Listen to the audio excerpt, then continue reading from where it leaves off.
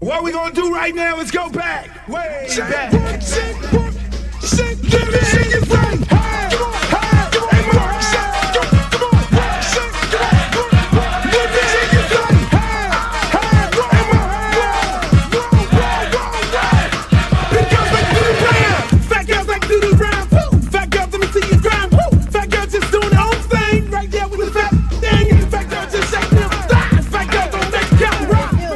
Baby. What's up? I thought you was gonna start hanging out with the big girls again. What is all this trash?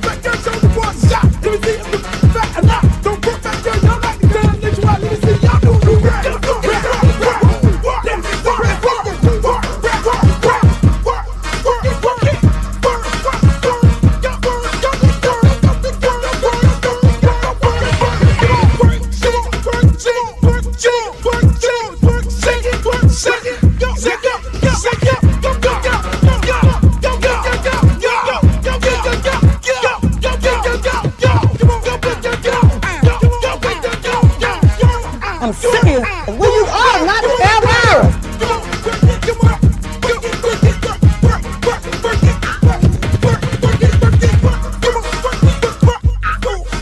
Oh, not the Britney Spears. Hey, how you doing?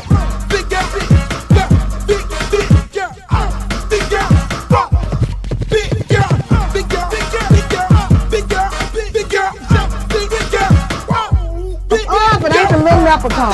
Girl, your wings are so up. You look a mess. All about the big girls. What about the big girls? Big girl, work it, work it, work. Big girl, work it, work it, work. Big girl, you just suck all the fat off your ass.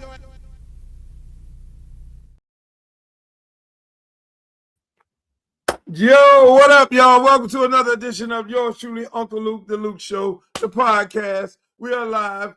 Today is Tuesday. I know I normally go on Monday, Wednesday, Friday, but this is the day after. This is the day after. I'm gonna keep myself in order because I expected us to win, but we didn't. We did not win.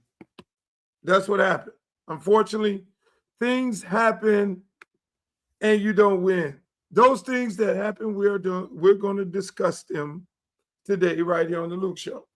And I'm just happy that you guys are able to join me. As you can see, I do not have a voice. It's gone because I did a whole bunch of extracurricular activities last night after the game.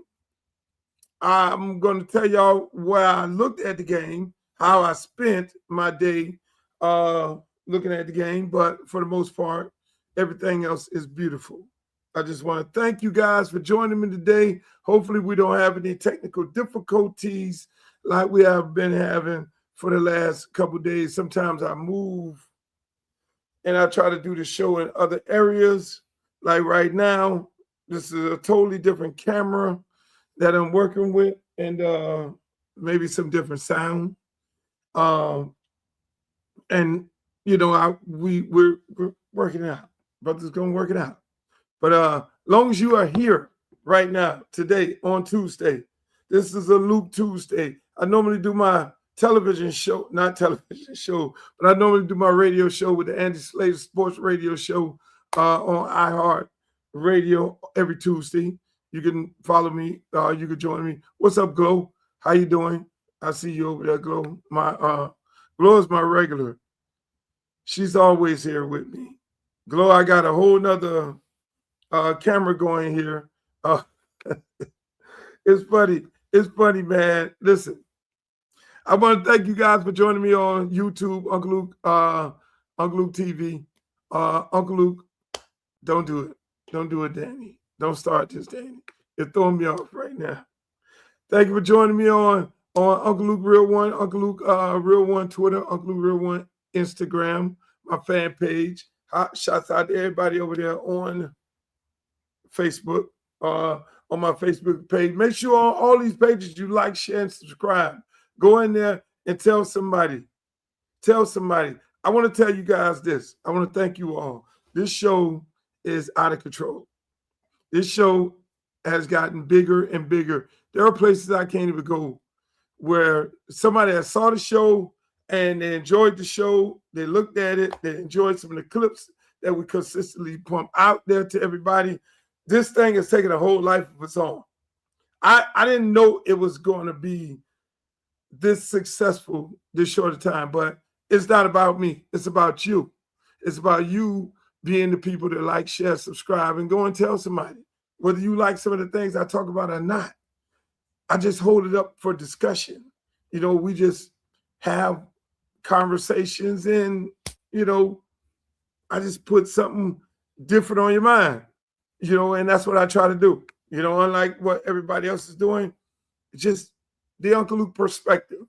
And, you know, I've been doing this for a very long time. I started back, not now, but when I used to do the Peep Show and the Freak Show. The Peep Show is much more driven, similar, where I would go and interview people like Lil Kim and Biggie Smalls, Tupac, all these different people. I would go and interview these folks, and we'll have good conversation.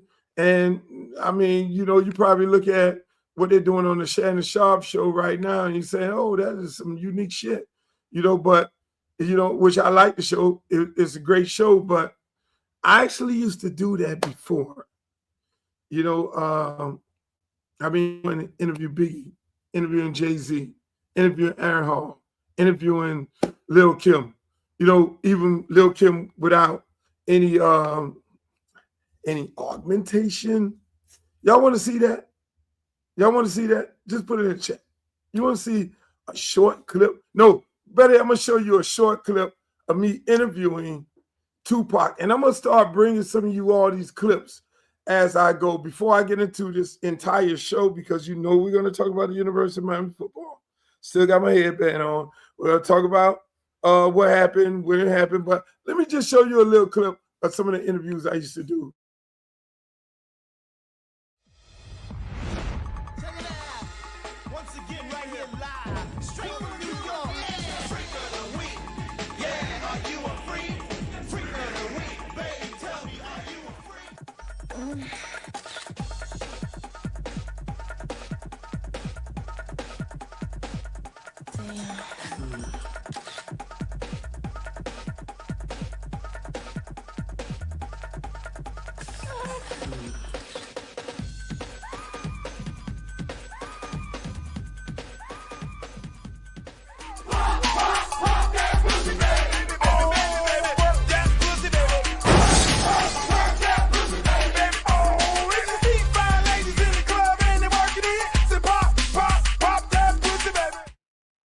Got my man Tupac in the motherfucking house. Yo, it's me, Luke, and it's Hennessy and Coke.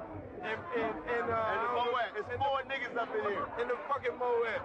Yo, this is the raw show. You know, I can't even put my man. I got to put my man in there like that there, you know, because we do that shit wild. Or you be beeping everything. Hell yeah. I be like, beep, beep, beep, beep, beep. So a nigga can talk his mind, say what he want to say.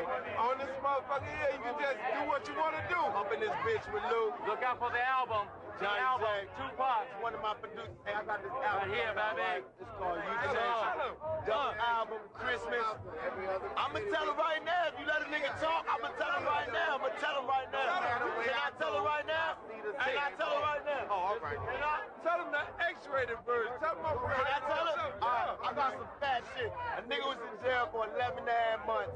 I came out with a lot of shit to talk about. I went in the studio straight from jail, 20 songs, double album, Euthanasia. I got a song with Nate Dogg, I got a song with Roger, I got a song with George Clinton, I got a song with Dre, I got a song with Snoop, I got a song with Corrupt, Jazz, Rage, Faith from Bad Boy.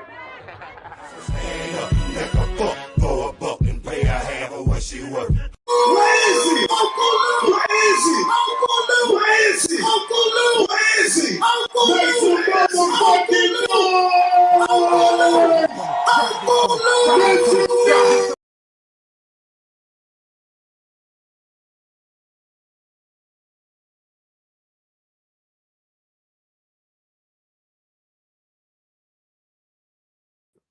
See what I'm saying? I got all of the footage from all of the peep shows.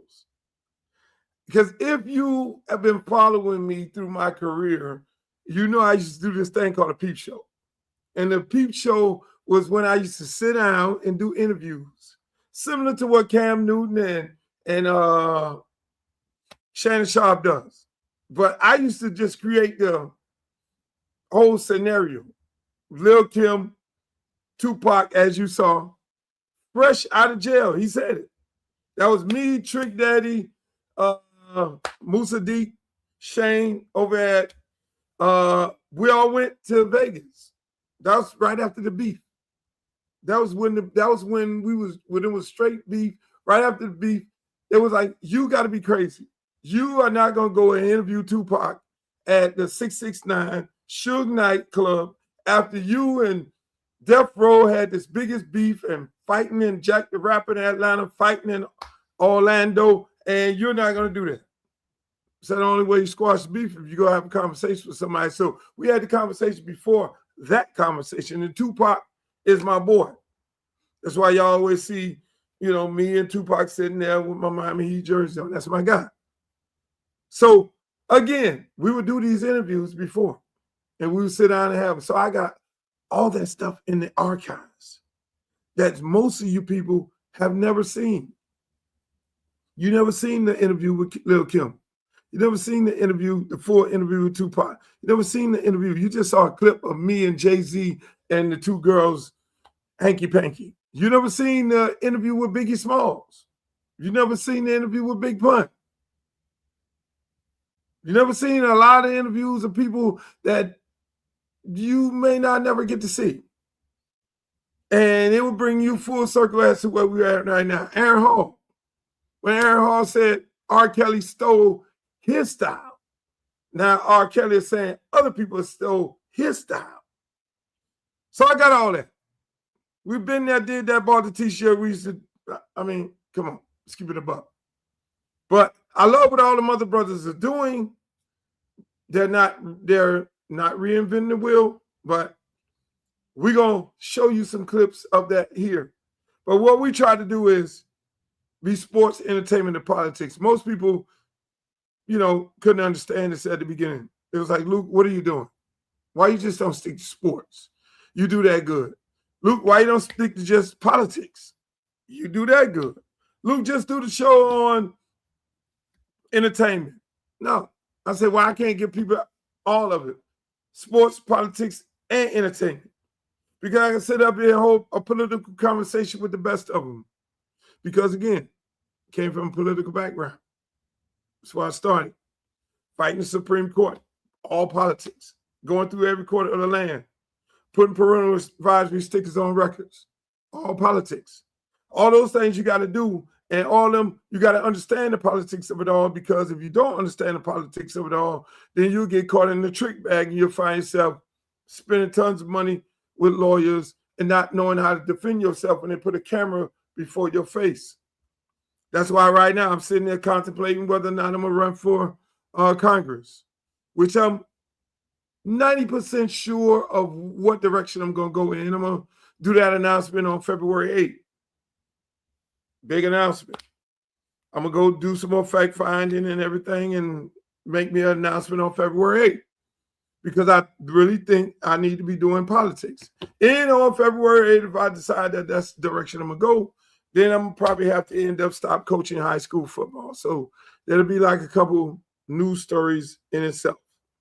But I will not stop doing this podcast, regardless of whether I do either or, because I think this is important for us to have a different kind of conversation about different things that are going on in the world, because a lot of people have these conversations about some of the things that's happening in this world, and we don't really agree. Most of the stuff I talk about comes from the barbershop.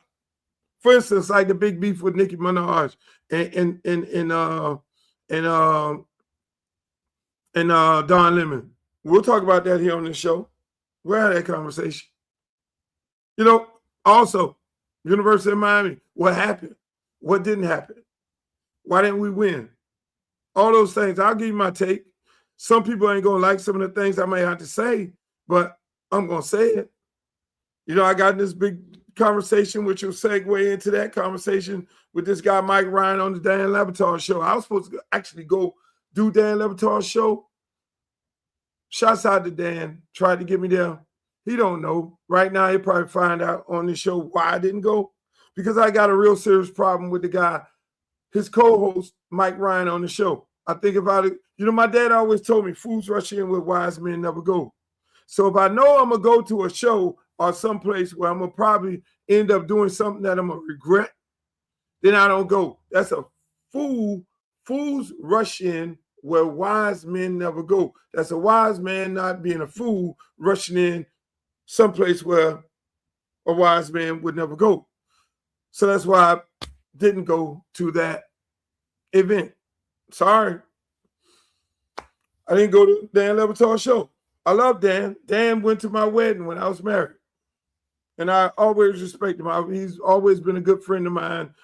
We've always had our time in the sun. But again, that's one thing. I mean, we're going to talk about University of Miami football, the state of the University of Miami football, and bring you back to, and I always want you to go back to some of my other shows, because some of my other shows, you know, I don't speak in the now. I speak now about now things, but then I give you my opinion as to how this thing is going to play out in the future. How some things, whether sports, politics, and entertainment, similar to Donald Trump. When Donald Trump parked all those ships outside of Venezuela, I basically said on this show, on this platform, you can go back and look at some of the tapes, that no, it's not going to end well. You do not park that much assets in the front of somebody's front yard and not do something. That's almost like taking a pistol out, pulling the pistol and not shooting it. And we all know the street rule number one. If you pull it, you shoot it. If you don't pull it, then don't shoot it. You feel me? And so when I said that on the show, look, man, they're going to go into Venezuela. I don't know how it's going to be, but at some point they're going to go in there. And at some point, as long as these assets are out in the Caribbean, there's a strong possibility that they're creating another exercise to go into another country. So everybody needs to be aware in that region whether or not Donald Trump is going to go into your area. And basically that is. A lot of people sit up here and they tell me, hey, Luke, this is all fucked up. And why is he doing it? Whether you believe on one side or the other. But I always say, elections have consequences. People ask me, I don't do protests. I protest when I go to the poll. And I protest when I get on any of my platforms and say, you need to vote, you need to vote. I'm always endorsing a candidate. Sometimes I don't endorse because I don't like either candidate. Some people firmly believe that I should endorse no matter what. I like Kamala Harris. I endorse her. I thought that was very important. Everything she said, pinpoint that was going to happen in this administration, she said it. Am I mad at what Donald Trump is doing? Fuck no. Because Donald Trump won the election fair and square. He gets to do what the fuck he wants to do. And if you don't like it, you got 4 years to deal with him. You got a midterm. Get your ass out there and vote for people who are not going to allow him to do the things that he's doing. So when everybody sat there and all these white people running around out here fucking protesting and all these Mexicans and all these Venezuelans and all these Latinos who didn't vote for Kamala Harris because she was a black woman and they couldn't stomach themselves and vote for a black woman, all these white people in rural areas who are losing money because of tariffs, you made the bed you got to lay in. So whatever Donald Trump does, he can do what the fuck he want to do. Do I have beef with what he got? No. You got the microphone, you get to spit what you want to spit on there. And unfortunately, that is what he's doing. And you can't be mad at it. That is what the fuck he's doing. So I talk about all these different things on this platform here. You know, I talk about Congress. I talk about NIL. Where we're at right now, NIL.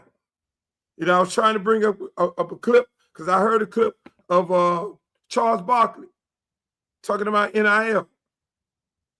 And I thought it was the most asinine thing I've ever heard. Charles Barkley talking about NIL. Now, I can understand some of the things that he's saying. I can understand some of those things. But let me let you all listen to it and we'll dive into it. There we go. Charles Barkley. That phrase, general manager, being thrown around the way we do now. You know, this is how crazy our country is. We've actually screwed up college athletics, which used to be the greatest thing in the world. Yeah. And we how bad we are as a society. How do you screw up college sports? And I'm not against the players making money, but I think the model we have now is unsustainable, where you have to come up with tens of millions of dollars every year to pay college players. Like, yeah, I'm not in for that. And I've said before, I've given more money to Auburn, legal or illegal, than any athlete in the history of the school.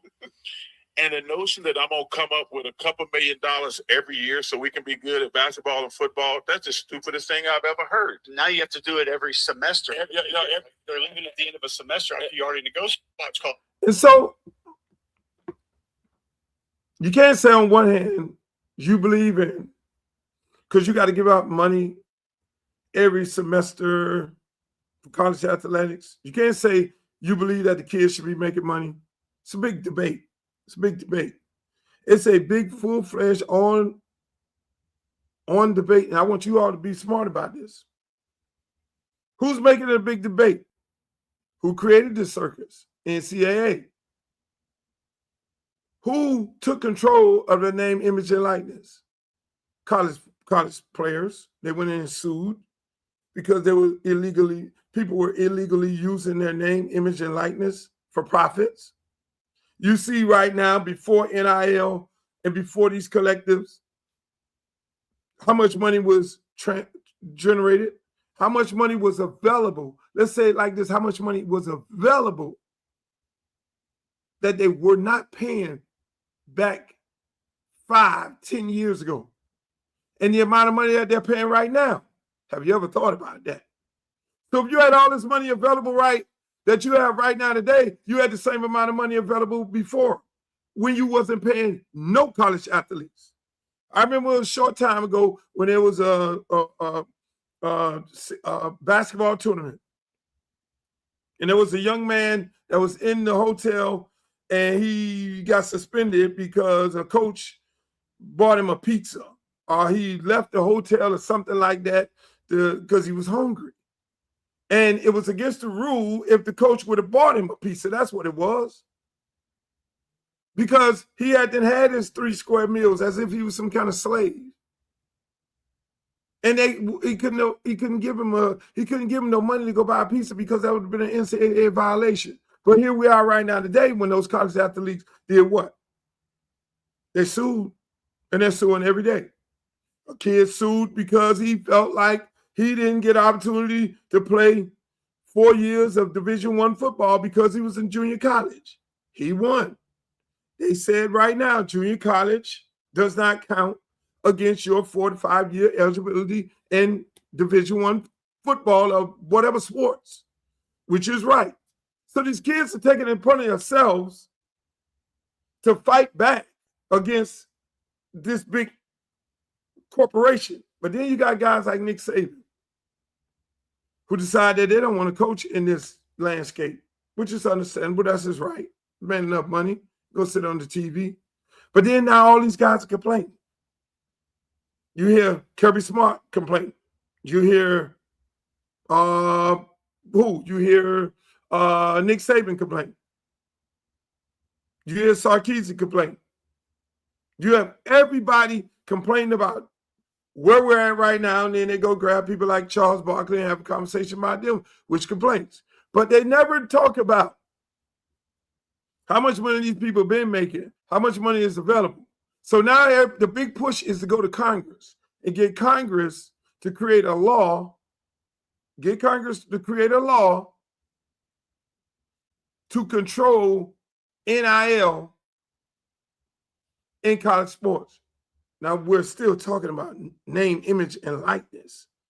We're still talking about my name, my image, my likeness. I remember it was a young lady in, I don't know whether it was Ball or it was another young lady, a parent at UCLA.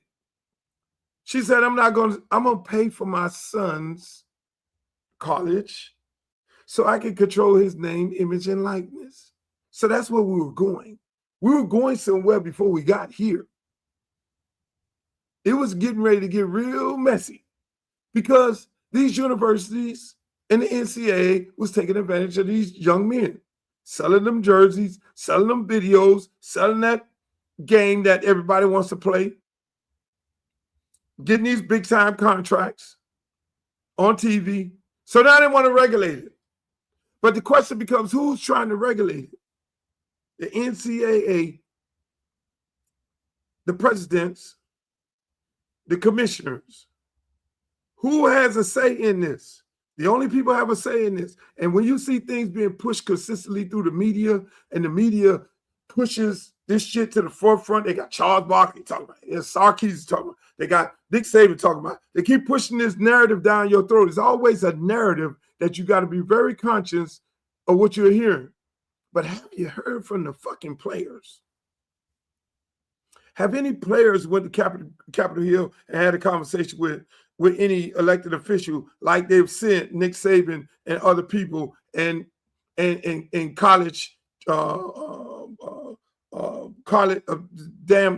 chairman of the NCAA and all these damn commissioners going up to Capitol Hill, have a conversation with politicians about what bill they need to create to control NIL, what collective bargaining deal they need to create. Because these institutions, majority of them fall up under what? State rules. So that's where we at. But there's nobody representing the kids. Nobody representing the players, whether they're black, white, green, purple, whatever, because it affects them all. It's not a black and white thing. It's not just a football thing. It's girls' basketball thing. It's girls' softball thing. It's boys' basketball. It's boys' football. Soccer. It's all of the above. Swimming, you name it. There's these kids' name, image, and likeness, but you don't see them pushing an individual from the other side. What are the players? How do the players feel about this? You have no agency. The players don't have a union. They don't have a union president that they can speak to. They can go defend their rights up on Capitol Hill, go and lobby. They don't have nobody. So they feel like this is the right time that they could take advantage of the situation. So that's where we at when it comes to that. So we had those kind of conversations right here on this particular show. Shit that you don't hear on a regular basis because I am not represented by CAA. Unfortunately, I'm not represented by CAA. I'm represented by Universal Attractions. Those are my agents. So they don't fucking tell me what to do. Nobody tells me what to do. It's just that simple. So ladies and gentlemen, this is where we at. Let's start it off.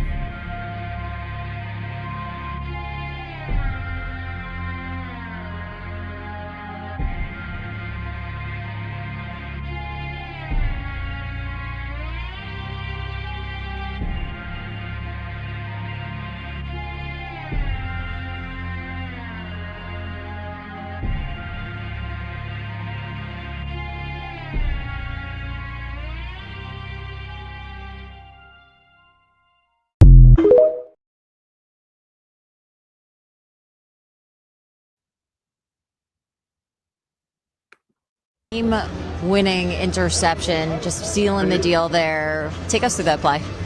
So we were in cover 2 that play, and it was 3-by-1, and I had the single receiver to my side. And my coach always told us when we got the single receiver to our side, I have to carry it if you run a vertical, and that's what he did, and I carried it. And once I seen Carson Beck release the ball, I knew it was mine, and I knew the game was over after I caught it. What did this game mean to you, coming back to your hometown, performing in front of friends and family where you grew up, and then sealing the deal and getting a national title win for the Hoosiers? And this game meant a lot to me, you know. Growing up, I always wanted to, I ain't gonna lie, I always wanted to be a Miami Hurricane. I always wanted to play in a Dolphin Stadium, as you can see. And, you know, they didn't recruit me, so I just took that, brung it on the field, brought that angle on the field to make a good play to seal the deal for my team. So I started right there. When I'm getting into this UM football, I know most of y'all are sitting there waiting for it. I started right there because I've said on this show on numerous occasions on different platforms, in these playoffs, we have to beat players that are from South Florida, whether it's Dade, Brown, Palm Beach County. We have to beat our own. We had Jeremiah Smith, Dade County. We had to beat him.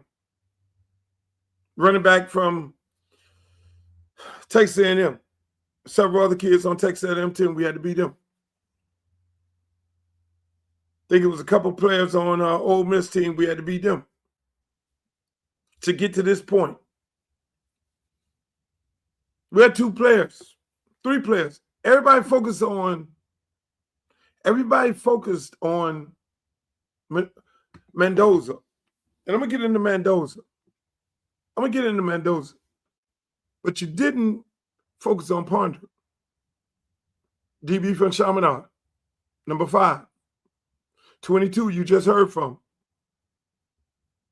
Redshirt Jr. from Miami Northwestern. Redshirt Jr. from Miami Northwestern. Now, I want you to keep that right there. Redshirt Jr. from Miami Northwestern. That means he's been there for about 3 years. That means he was going to Indiana or some college, when we were recruiting and supposedly not have any DBs, which is the reason why we fired the last defensive coordinator, because last year we did not have any DBs in the room.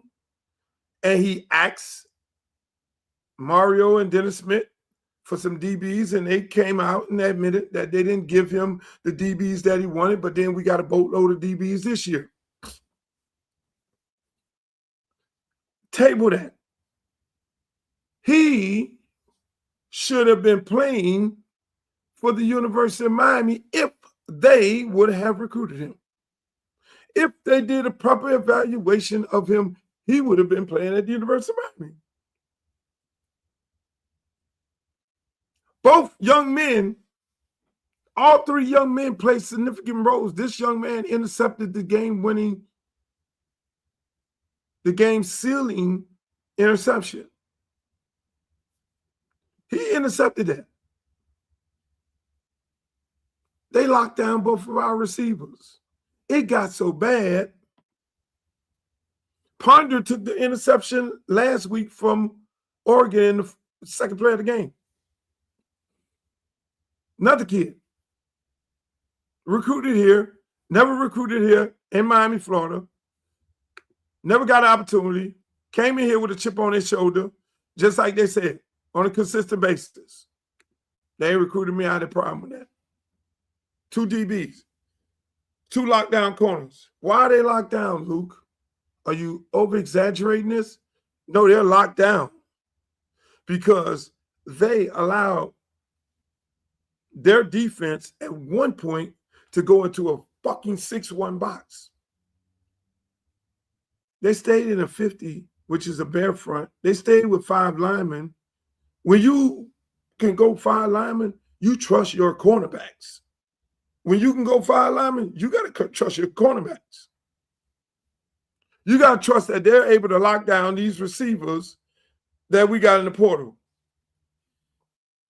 Speaking of got in the portal, this is where people, you know, I can talk about it now, and I wanted to wait until the season's over with. Everybody, when I'm critical of the receiver coach, Kevin Beard, in my opinion, and I said it last year was worst receiver coach. Everybody say, well, how could he be the worst receiver coach and he has the best receiver, Restrepo, of all times at the University of Miami? What? My dog could be the best receiver of all times at the University of Miami in a Shannon Dawson offense. Because if you know a Shannon Dawson offense, all they do is throw to the slot receiver. Malachi Tony is special. Malachi Tony is playing the position of Restrepo. He's getting those same balls that Restrepo got.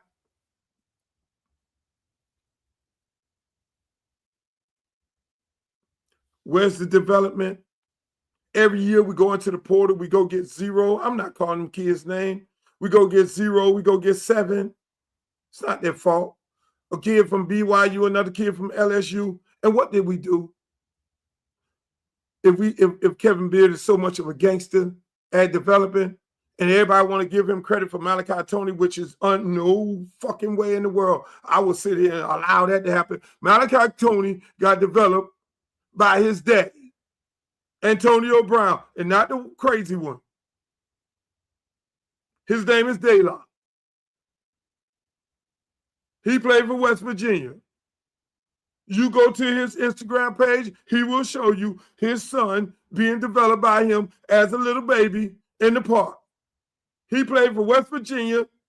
He played for Miami Central. He played for goddamn Washington Redskins when they were the Redskins. You go look up his daddy film on all those different situations, and you will see Malachi Tony in the flesh, in his daddy. You go pull up the Central film highlight of his daddy, and you will see Malachi Tony. You go pull up his film at West Virginia, you will see Malachi Tony. So don't give me this bullshit about Kevin Beard fucking developing no damn Malachi Tony. Just got there. JoJo been there 2 years.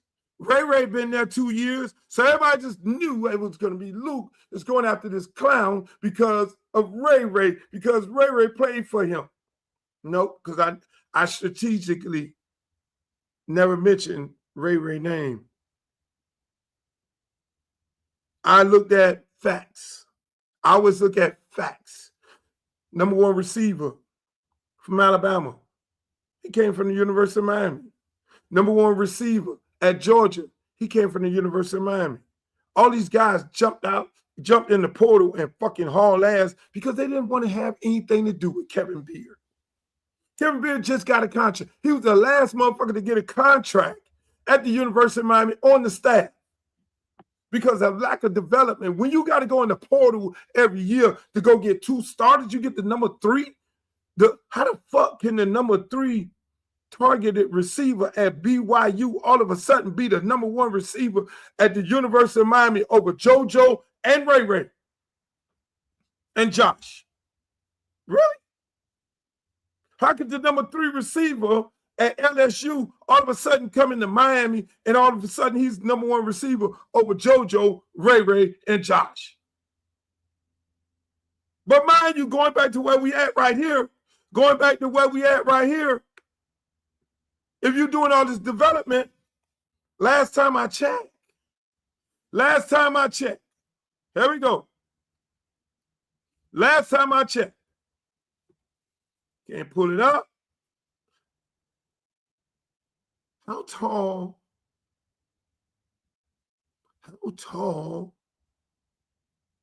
is Ponder? How tall is Ponder? Please tell me. Somebody tell me how tall is fucking DeAngelo Ponder? DeAngelo Ponder is 5'9", weighs 170 pounds. So you got these big time fucking receivers who supposed to be all that in the world, and Ponder could lock your ass down. It's the difference. Dade County football. So you throw Dade County football receivers in the garbage for some fucking people from out of town. And then what happens? In the biggest game in the last 20 years, 25 years at the University of Miami, 2 kids from South Florida playing cornerback, Ponder, and another kid, Jeremiah, from the West, lock your ass down.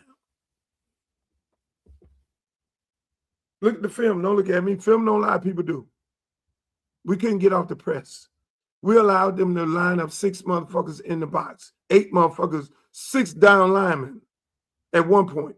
That's when Fletcher bounced it out. Thank God we did that. Then it was 5-2 most of the time, man-to-man coverage. We couldn't do shit because our receivers play soft, everybody but Malachi Tony. And then we don't rotate JoJo in the game enough. We just throw him in, throw the ball to him right now as if he's a fucking robot. But again, people, it's not all there. It's enough to go around. Because this shit right here, kind of 2 people rushing. Kind of. You got 2 people rushing the punt. This guy, number 87, the starting tight end. See, when you have a starting tight end, that means you got to take a receiver off the field. What happened to best 11 on the field at the University of Miami? What happened to the best 11? What happened to the fucking best 11 on the field? So everybody wants to throw Ray Ray versus Malachi. No.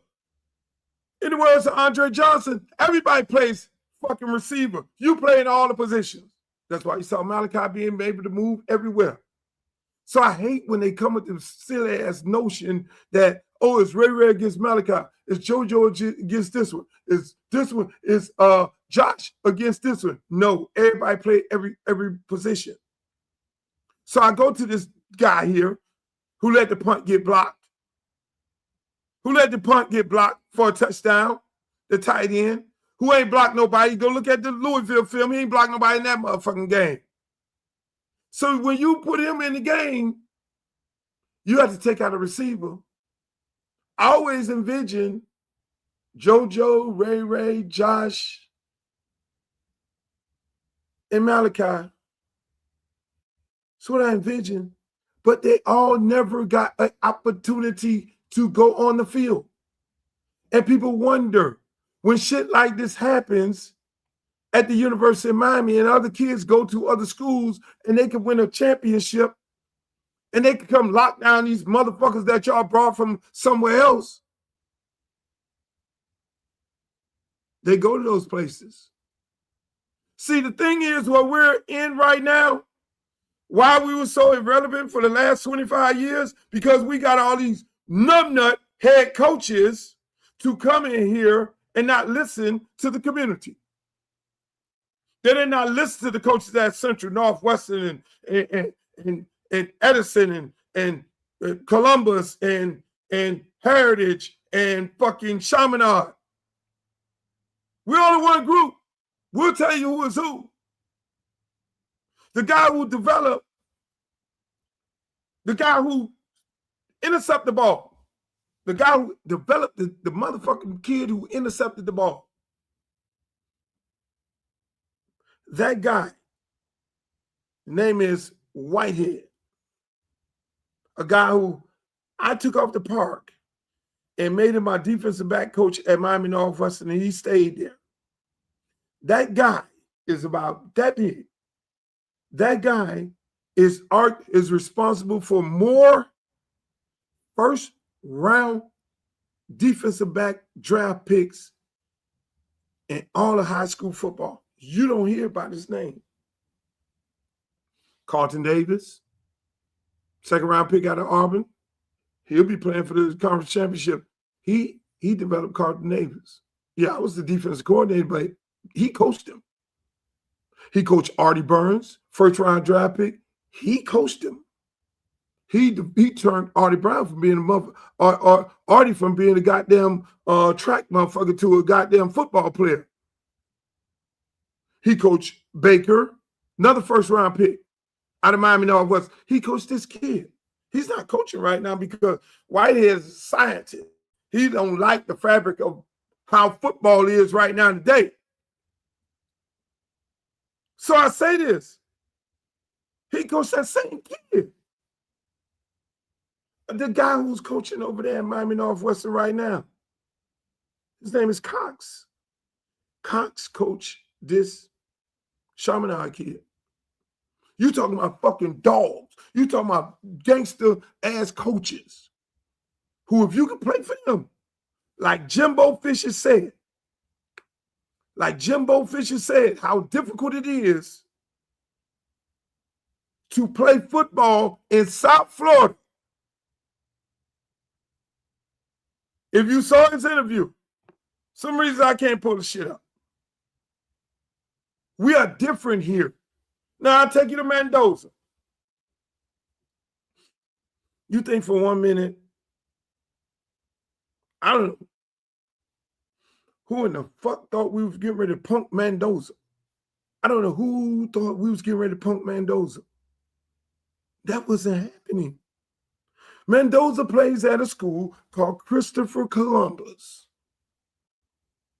Christopher Columbus, nice private school with a bunch of resources and money, and everybody spends money at Christopher Columbus. But when it comes to football, Christopher Columbus don't duck no smoke. They don't duck no smoke. All my years of coaching high school football, Christopher Columbus never had a problem with playing the best football teams in Dade County. The white school you could ever imagine. They never duck no smoke. They never duck no Northwestern. They never duck no goddamn Central, whether it was in the division or not. They want to play you. They want to play the best. They're not like St. Thomas. I like Roger. They'll wait and catch you on a down year and then want to play. But if they know you got a bunch of gangsters, they ain't fucking with you. Columbus ain't like that. So Mendoza played in the parks down south, played in this shit, and had to get hit in the mouth. He's a Dade County kid. So when the man called timeout and called his number, you think for 1 motherfucking minute he wasn't going to get in that end zone? Damn what he the rocket scientist that he is. He's a Dade County kid. So we got beat by 3 motherfucking kids that's supposed to be on our team. What did Mendoza say? He was alluding to it all the time leading up to this game, but he didn't want it to be bulletin board material. He didn't want it to distract. The kid said he didn't want to distract from the game itself to make it about him. coming back, and him being fucked over by University of Miami, and him not being a kid that wanted to prefer walk-on, and they didn't give him a walk-on. He never said that until the other night. They mentioned in the telecast that the dad said that Miami did call him up, and when he got in the portal, and he was like, no, his dad was like, no, we ain't have no parts of that shit.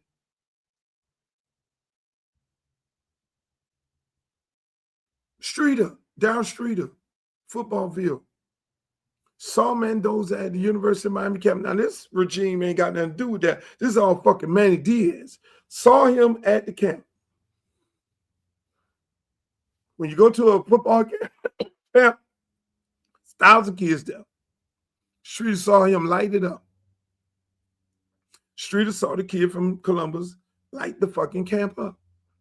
He went and got the kid and did an interview with him. Now, Footballville is arguably one of the #1 youth sports football outlets that you could always find every now and then. I have him on his show. On this show, you saw a young motherfucker, Mendoza, and he interviewed Mendoza after he lit the fucking camp up. And how many kids go to these camps at the University of Miami, University of FIU, and they light the fucking camp up, and they don't give him an offer.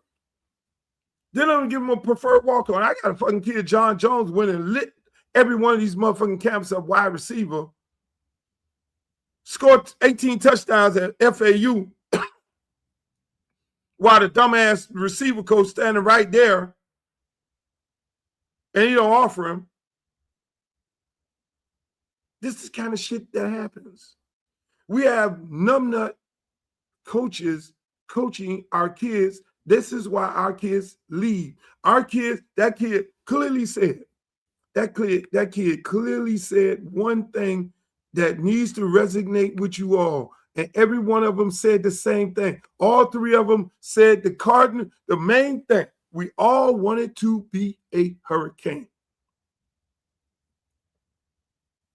And we getting beat by our own. We've lost every one of our own, played a major role in every one of these goddamn national championships. You saw Cook at Georgia play a major role. You saw Amari Cooper, another kid I coach, play a major role in winning the national championship for Alabama. You saw the other Cook. Hello? We registering? So yes, the whole thing is put a fence around Miami. Yeah, that's the main thing. But you got to get the right kids. Don't get with the Hollywood shit, head coach. Don't get on the motherfucking podium and say I'm only recruiting 5 schools. You don't do that. No, you just recruit football players, and you go to the trap and find out where these guys are at. Fuck this goddamn Nick Saban. What did Nick Saban say? All these stars? He said it on the telecast. If you look at the telecast, he talked about stars. He talked about these people with all these fucking stars. If I had the clip, I'll pull it up again. And he mentioned he don't recruit stars. And one of the other guys on the panel said, yeah, when you get an offer from Alabama, you automatically turn to a 5-star. He's right. He's definitely right. Because I asked Nick this question the day that I took Amari Cooper to his camp. And he offered Amari Cooper because he looked at Amari Cooper digging up every fucking body in the camp. This is after I took Amari Cooper to the University of Miami. And the University of Miami told me, no, we've already committed to a guy named Herb Waters. And we told Herb Waters we were not taking another receiver. And at that point, I was like, oh, we're fucked. We're fucked under this regime. And Golden had just got there. I was like, if that's the way we're doing things right now, because we never did these things before in the past. No, you brought your ass here and you fucking competed. That's what we did then. And that's how Amari Cooper got goddamn Alabama. Same way how Devontae Freeman, everybody like, Luke, you're taking people to Florida State. Oh my God. Really? No, University of Miami did not want Devontae Freeman. So what the fuck? Well, I'm going to just let him go back home to the Pokemon Projects as his coach? I'm going to just, oh, Miami don't want you. Oh, my God, you just can't play any football anymore.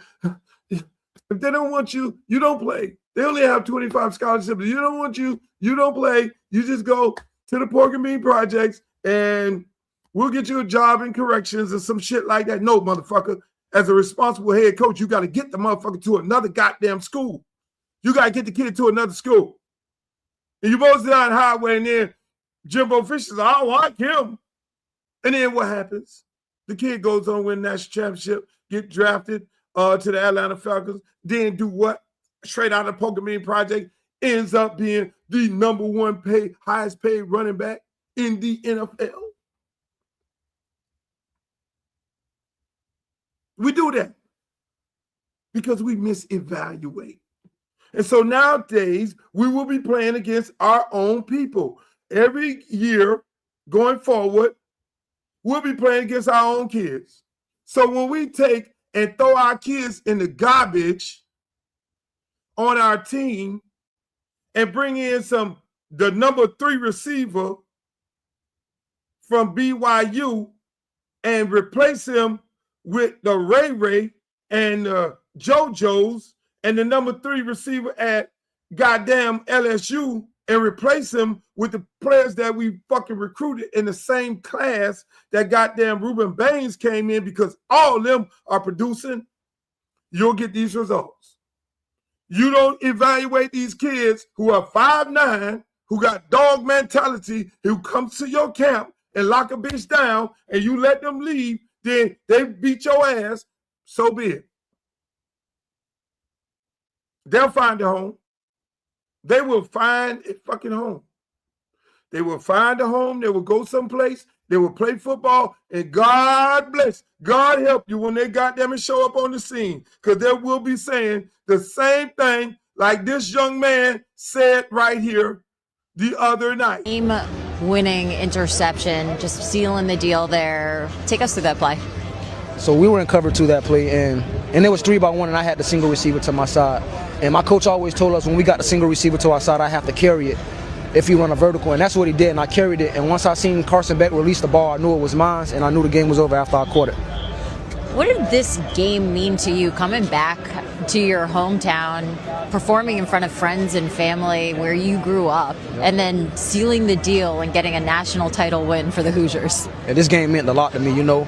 Growing up, I always wanted to be a Miami Hurricane. I always wanted to play in a Dolphin Stadium.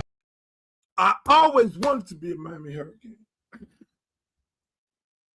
Now, mind you, he's 6'1". So all this bullshit that they put off on DeAngelo that, oh, he's 5'9", he's 6'1". Coached by, in my opinion, the best defensive back coach in the history of high school football in the state of Florida. And you guys get these preconceived notions about kids in the inner city. And they just niggas.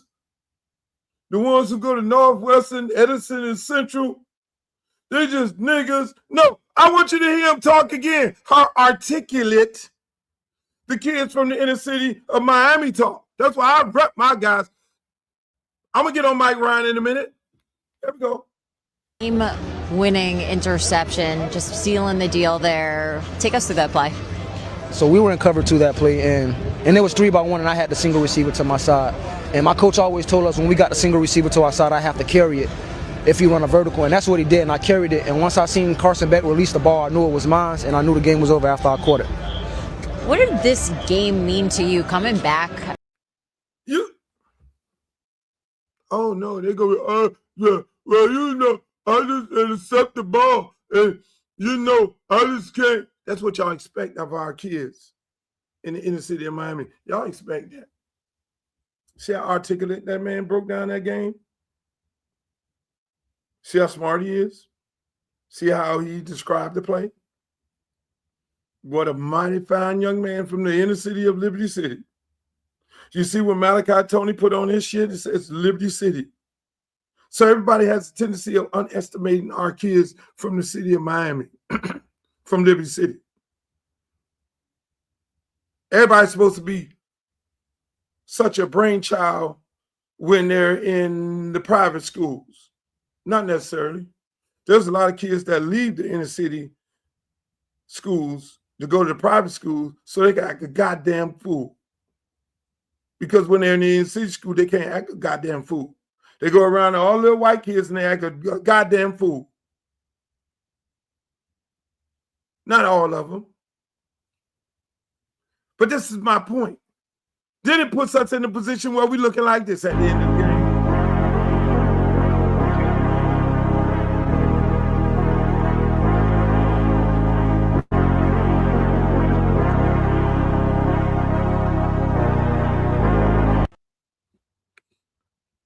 That group of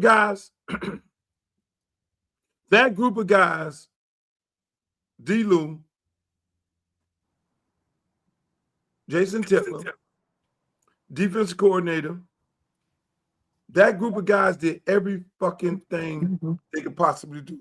Welcome to the show, my man Streeter. How you feeling, my brother?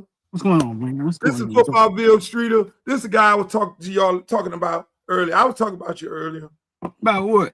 I was talking about you. I was talking about how you interviewed Mendoza after he lit up the University of Miami camp, and then Mendoza got on the stage last night and said they wouldn't even give him a preferred walk-on. How you saw it, how you saw all these other kids, Streeter, because you've been covering youth sports for God knows how long. How you saw fucking Jeremiah Smith, how you saw Dalvin Cook, how you saw goddamn JoJo, how you saw all these kids, and you, because of the gift that God gave you to know talent and know kids that's exceptionally well, you saw fucking Mendoza at the camp. And if people don't know how camps are 1,000 kids running around all over the place. And how camps work in college, the college coach has a fucking list like this of people he's looking for. It'd be 1,000 motherfuckers running around the camp, but they all look the same, right? Yeah. They don't give a fuck about them. They already have a list about 12 kids that they need to look at while they're at the camp. Everybody else is just their fucking making up numbers. So there are kids that light that bitch up, and they'd be like, "Oh, well, he's not on my list." How did that come about that you interviewed Fernando Mendoza? I interviewed just a few kids. He had a good day that day. He had a good day. He had nice eyes. He's always a tall kid. So I pulled him to the side. I had seen him in other settings, like in 7-on-7 and things of that nature. So I put him to the side, man, and just spoke with him. And I was kind of I spoke to him. I was kind of brash. I was kind of like it was kind of like a funny back and forth, because sometimes when you interview kids, man, people think it's not easy interviewing kids, because a lot of times they're not full of words. But he was. But I knew I've seen Mendoza. I knew him and his dad, man, and I knew how much work his dad put in to his craft. I saw him move his son around, and that day he was at Berlin, and Berlin is a running school, Luke. So basically, yeah, he sent him to Berlin just to get him. Columbus. Yeah, just to get him on the field. Like, he sent him to Berlin so he can go get some starts. Then he transferred over to Columbus. That's amazing. I mean, it's a hell of a story. I mean, to see that clip of you interviewing him, and seeing what his kid come in. Now, I was talking about two players that Miami didn't get, that came here with a chip on his shoulder outside of Mendoza, who obviously had a chip on his shoulder also. Ponder and Jeremiah. Ponds and Ponds and Jamari Sharpe, which is who? Jamari. Which is Glenn Sharpe's son, right? Yeah. Talk about those two gentlemen playing high school ball here and why they got misevaluated at a time where they would be playing right now, obviously. And we wouldn't have had to do a big ass wholesale change on defensive backs this year. This year we got a shitload of guys in the portal because we didn't have no DBs last year. And if we had these guys and we recruited these guys in the class that they were supposed to come in, they would be here. But just, I mean, Look, talk I think about this is what I think. kids. I think some guys, Ponds was like a 3-star, 5'9" DB, right? And I think Jamari was a 3-star. Both talented kids, but I think sometimes Miami, when it comes to the stars and things of that nature, they recruit. You know what I'm saying? They recruit a higher kid when it comes to the rankings, right? Rarely ever is it all about assessment. Oh man, let me go get this 2-star. Let me get this 3-star. He could play, right? We think he could play because people, their jobs, coaches' jobs are on the line with these guys they bring in, right? So Ponds is 5'9". He's 5'9", played on the team with God and everybody, Jeremiah, JoJo. He was on that squad, but he was a 5'9", 3-star. And I'm sure they both was just in that tier that Miami overlooked. Sort of like the kid, the Central kid this year when it went viral that KB didn't know the kid or whatever from Miami Central, or they wasn't looking at him. That tier that Miami, that tier right under the tier of the kids that Miami recruits. Luke, I'm gonna say this, Luke. There's a lot of kids down here, bro. You're not going to get them all, Luke. You're not going to get them all, huh? Correct. No, you're not. Yeah, it's too many of them. Agree. Goddamn. Yeah, you're not gonna get them all. Now, when they whiff on the big ones, right? When they whiff on the big ones, like Jeremiah, or allegedly JoJo's headed to NC State. God, please don't let him go. But when they start doing stuff like that, it's a greaser. Oh, did you hear that in the grapevine? Is this breaking news? JoJo is going to NC State. It's a rumor. It's a rumor. It's just a rumor that JoJo's going to NC State out there. I think D Money was talking about it today. I hope it ain't true. But when they start whiffing like that, why would you want JoJo to stay here? Selfishly, I want to be the one to cover him the same way I covered him at the Miami Garden Ravens. But what probably should happen with JoJo? You still able to cover Jeremiah when you've been covering him since he was 4 years old at Ohio State? Yeah, why would he stay here with the worst offensive coordinator in Power 5 football and the worst receiver coach? When the offense is designed to get the ball to Restrepo and 10, no matter what. Now, I love 10. 10 a bad motherfucker. He's a bad guy. But then you're not throwing the ball to nobody else. Why are we going? Why we gonna let Kevin Beard commit malpractice? In my opinion. Why would he stay here? I think it's potential for another playmaker. I think when Restrepo was here, they're not gonna use him in this offense. I think Horton and Jacoby George them had decent seasons, right? While Restrepo was here. Now if you get Sam Ward improvised, he came off of the bullshit that they were calling. That's why he was holding the ball to allow certain things to happen, the play develop. This guy here we just saw is no different than TVD. This is the I think it's room. I think it's room the way this man wanted to be ran. No, I think it's room. I think it's room for a receiver that can make plays. I think if they had a guy, you know what I'm saying, they had a guy like a JoJo out there, or even Josh Moore, you know what I'm saying, who should be. But you got a Josh Moore and JoJo. You have a Josh Moore and JoJo. We do, right? Duh. You're right. We do have them. But if they were available, in Kevin Beard's process or whoever process it is, that's why he got to go. Listen what I saw. You had Josh Moore, and I talked about this on the Villains. And make sure y'all, if y'all need to go be a member of the Streeters Villains you get exclusive information before he even put it out on Footballville. And I mean, hey, y'all might need to do that. And then subscribe to his page. This is what I saw when I went to practice. I saw a big ass number 3. I saw a fucking young boy Malachi catching everything that moved and wiggling, getting missing. I saw a Ray. I saw a goddamn JoJo. I was like, shit, them the motherfuckers. Man, right. We coming in this year talking about we ain't got no experience. I said, no, we're faster. We're faster, and these dudes can go. These fucking guys can go. But then we get in the season, then we go get some motherfucker from the all-boys school where if you screw a girl, then your ass is going to get kicked off the team. And then we go, and third tier. He's a third option. We went and got third options to replace kids from Dade County. What the fuck does that make sense?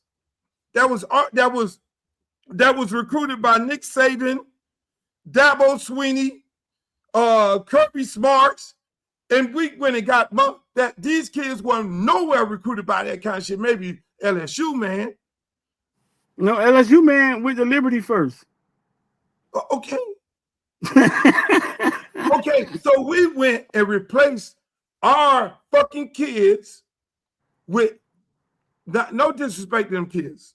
I'm not shitting on them kids, but too late, Luke. You done shit on. It's too late. You done shit on. Just wipe it up. Get the tissue. Wipe it up. It's too late. It's too late. They shit on. It's too late.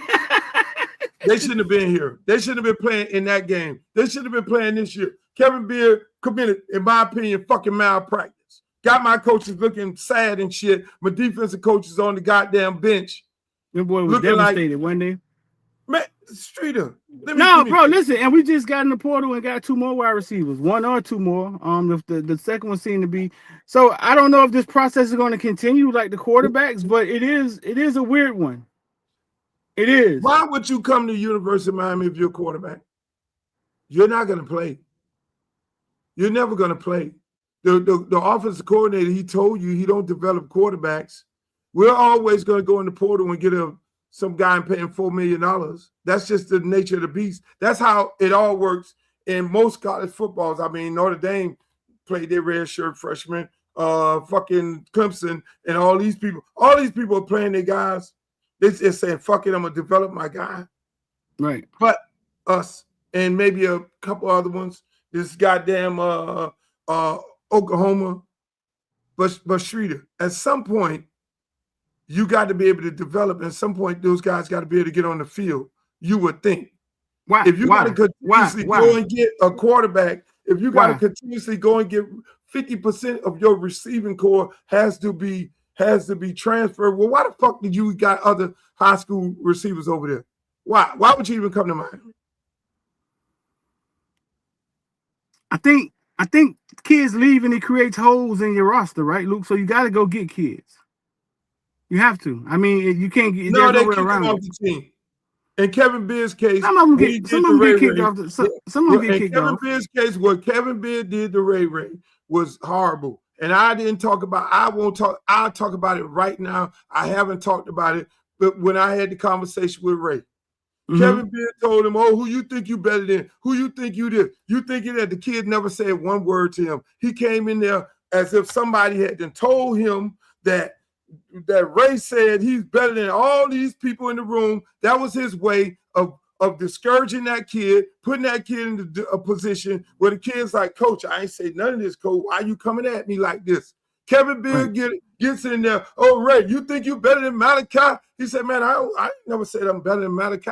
I never even mentioned, Coach, why are you even coming? You think you better than this one here? You think you better than that one? Say, Coach, I don't talk like that.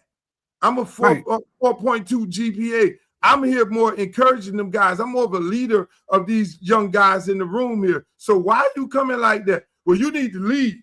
Well, Coach, if that's what you want me to do, then you should say that, but don't say all these other things. That is what Kevin Beard did to Nathaniel Joseph. And Nathaniel Joseph is one of the nicest kids. It's two kids. That's what I'm thinking. Ray pretty laid back, nice dude. I never heard Ray raise his voice. Streeter, you know him. That kid don't even swear. That kid don't smoke, don't do nothing. That kid book smart. That he don't do none of this shit. So when he came to me and said, Coach, this man told me I could leave. I don't even know what's going on. Oh, you think you want to play now? That's what Kevin Beard did to him. That's what he did to him. And I said, well, did you go highlight the head coach? He said, yeah. I went to talk to Mario about the situation. And then Mario then went and had a conversation with Kevin Beard. Then Kevin Beard went back to him and said, oh, so you told the head coach about the conversation he had? You told Harpo to beat me? You did, exactly. And so Ray said, Coach, you told me I could leave. You told me I need to leave. This right now. And that's why Nathaniel Joseph jumped in the portal. And Mario then said to him, because he's a man, he went to Mario, hey, Mario, you know, man, this guy, you know, da-da-da. And Mario, oh, I'm going to keep recruiting you. Okay, hey, Coach, man, I'm like, son, you got to go where you got to go, because this is the same guy who told everybody in the alumni from William Joseph on down, oh, Ray, he dropped the ball in Florida game. He dropped one ball in Florida game and been in that man's doghouse ever since. That's why I was like, please let him go to Fran or somewhere else. But that's a whole other movie. Now y'all got it. Now y'all got the fucking truth. Mike Ryan. That's how that shit happened. And if you know, what you and Mike Ryan beef about, man? Ray. Huh? I never spoke about Ray throughout his career at the University of Miami, because I know how it was going to be pushed. The narrative is going to be pushed. Matter of fact, I didn't even send Ray to the University of Miami. Ray went to the University of Miami's own. Ray had double the offers at Louisville, Texas, and Texas A&M. He took less to go to the University of Miami because he loved the institution called the University of Miami. He made his own decision to go there. And that fucking Beard fucked him, in my opinion. But hey, Luke, when you sent me the link to come on the show, I didn't know you had Kevin Beard tied to the fucking pole with a firing squad in front of him. We just started talking about this shit. I don't want to talk about that anymore. I need to ask you. No, you cooking right now. You cooking right now. Because you don't really talk about Ray, right? You've never really talked about Ray at all. They've always assumed you was talking about Ray, right? But this what's up with you and Mike Ryan? This asshole from the Dan Le Batard show. And I was supposed to appear on Dan Le Batard show this week, and I didn't go because I know I probably did something I ain't had no business doing to this dude, Mike Ryan. There's a couple occasions that he came to me talking about Ray. He came to me at the Hurricane game. Oh, what you doing here at the game? I didn't think you was one of us. I said, bitch, I've been a Hurricane since you was a fucking diapers. The fuck you talking about? The fuck out of my face with that bullshit. Why is he talking? Right, and I'm looking around because I really want to jack his ass up at the police. Okay, camera, police, you got to look at your surroundings. This is not the place, Luther. So just walk off. And he has his kids there, and he has his little wife there. Don't do it in front of his wife, man. Don't do it in front of his wife. No, so I'm looking around like, hey, man, why don't you get the fuck out my face with this Ray shit? Have you ever heard me speak on Ray? No. But you think him and JoJo supposed to be? I say, hey, man, do you know anything about football? Because you're on the Dan Le Batard show. That means you know something about something? No, you ride Dan's coattail. Dan did all the work.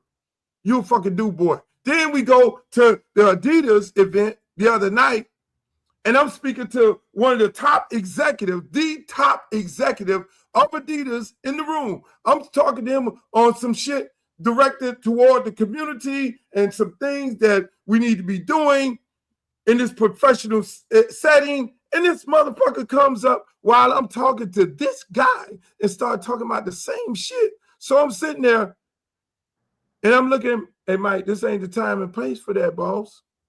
You might, well, you always talking about JoJo and always talking about Ray. Yeah, Ray's going to East Carolina. I'm looking at this dude like this. What's up with him, Luke? I'm sitting there, mind you, the next day I'm supposed to go to Dan Le Batard show. I ain't called Dan, tell him nothing right now. I'm like, this motherfucker. Boy. Now, if I take him around the corner and dummy his ass up, this is gonna think I'm a nigga. So I, Luther Campbell, have to restrain myself in certain settings, in certain situations, because I know it can be perceived as angry black man. So the man said, the big executive was like, is that the Mike Ryan from the Dan Le Batard show? I was like, yeah. He was like, why does he act like an asshole? Yeah, acting like a nigga. You handled that well, Luther. But why does he think he could come up to you and say that? Like, why does he think he could talk to you like that? Because you ain't. He think he on Twitter space. I think he low key. I think he low key be in them Twitter spaces and get himself all lathered up. But Mike Ryan, in my opinion, is a pussy. That's what he is. He know exactly where he do these things at. He know exactly what he do. He don't know football, because if you know anything about football, if me and him have a sit down conversation, a debate about football, and a debate about this receiver room at the University of Miami, and we could have a Ray debate, he wouldn't know his ass from a hole in the ground. He ain't even fucking live. These guys get these jobs on these shows because somebody put them in there, and they just get on there. They play a character, some numbnut young dummy. you know how they had on what it was, what's the TV show? What's the TV show where Archie Bunker and he had the one dude, young dummy? He would call his son a dummy. All in the family. All in the family. Everybody has a dummy on the show. Hey, JJ was supposed to be the dummy. On Fred Sanford, his son was the dummy. Hey, dummy, come here, dummy. You know what I'm saying? In my opinion, he's the dummy on the Dan Le Batard show. Fucking dummy. So he think see me, I'm off, and I always tell people, when you're off the stage, be off the stage. You think I'm Luke off the stage when I'm in the grocery store, or when I'm in an Adidas event, or when I'm just walking to the football game? No, motherfucker. If you want to have a conversation, you can't lose the content right here. Bring me on your show, but I won't go on your show and then say that slick shit so I can make you look like a real goddamn the dummy you are of the show. And you can be crying Mike Ryan like a little bitch. But I'm not, I won't subscribe to that. We ain't doing that. We got bigger fish to fry. Streeter. So your assessment on it, you went and you covered all these games. Do you think we need a new offensive coordinator? Do I think we need a new offensive coordinator? You know what, Luke? We've been changing coaches for the last goddamn 15 years, bro. Hold on, let me put you in the big screen. Big screen. We've been changing coaches for the last 15 years, bro. Like maybe longer than that. And keeping our offensive coordinator, well, the defensive coordinator was new. I mean, but having some continuity, right, got us to the national championship. Was it perfect? No. Offensively, was it perfect? No. The defense played lights out. You know. No, man, I don't think we need to. I don't think we need to lose Dawson. I'm gonna err on the side of continuity, man, and us bringing the same guy back and doing the same thing next year. So I say no. I wouldn't say I don't agree with everything he do. I mean, but no, heck no. We got there with Dawson, and I think we could do it again. Streeter, what's up? You said you want to keep the same coaches. That is not what happened on the defensive side, Streeter. Mario saw that the defense was ass, and Mario got a new. After he just paid the defensive coordinator, he made a change, and we had arguably one of the best defenses in God knows how long. So what you just said, Streeter, doesn't add up. I know you. I know you. No. You know I would. I don't think Dawson. I don't think Dawson need to be changed. Dawson. Nobody wants him. He can't even get a head coaching job. What do you mean nobody in your house? Who you talking to? You and the little cockadoodle dog running around? Who you talking about? Nobody. You were just in there with the villains today. They kind of torn between the two. Nobody don't want to fire Dawson. Streeter, if you had a number one pick in the draft, Cam Ward, and you're the quarterback coach, and you're the offensive coordinator, that should justify you getting a big-time head coaching job. Am I right? It should. If I mean, it if should. you go to the national championship,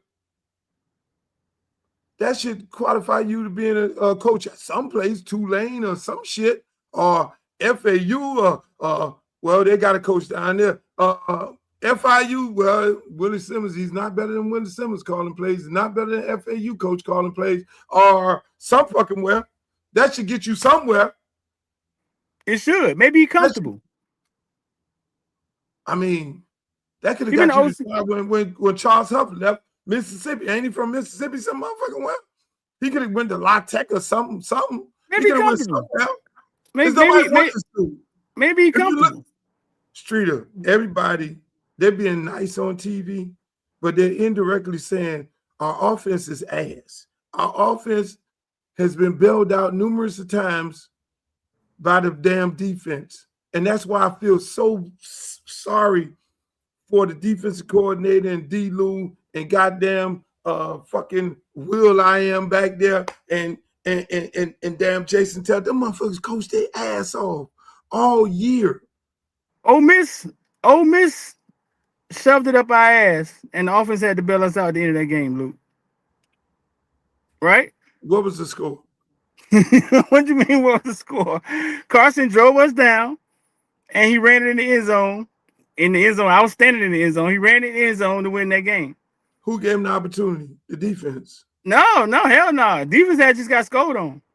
Who made the stop at the end? They had just went up. Not. That ball was put into the offense's hand, then Carson drove down and won the game. So a week. My memory he is was that given the same situation because the defense he was given the same situation. After they done three and out all motherfucking night, wearing the defense down, yeah, they're gonna bend a little bit.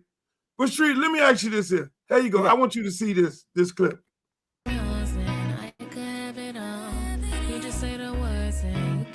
Nothing in this world I ever wanted more. Nothing like them girls I ever loved before. I said what I said and I'll say it again. I'm the best for you and it is what it is. What was going on? Let me see it one more time. what was going on?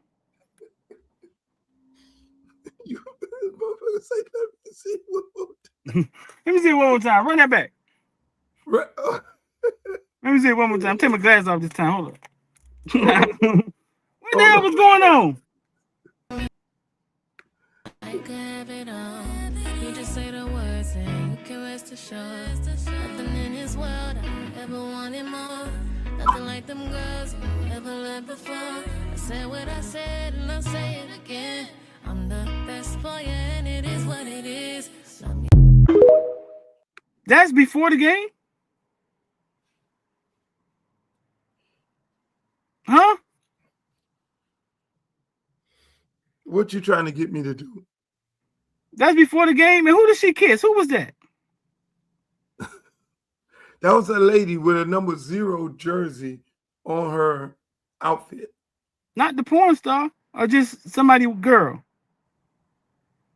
Who's a porn star?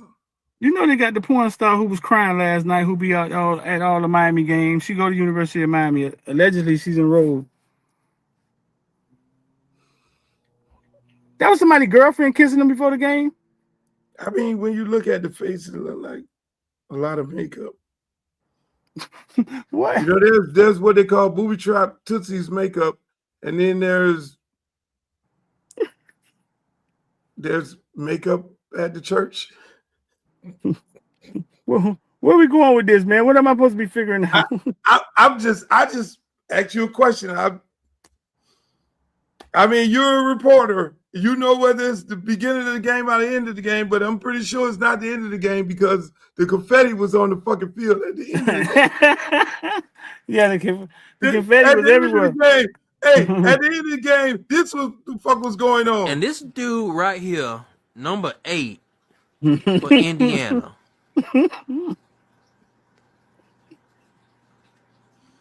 Y'all can't tell me that ain't an NFL player. Like, that's a 40-year-old man. Why? That's a 40-year-old man right there.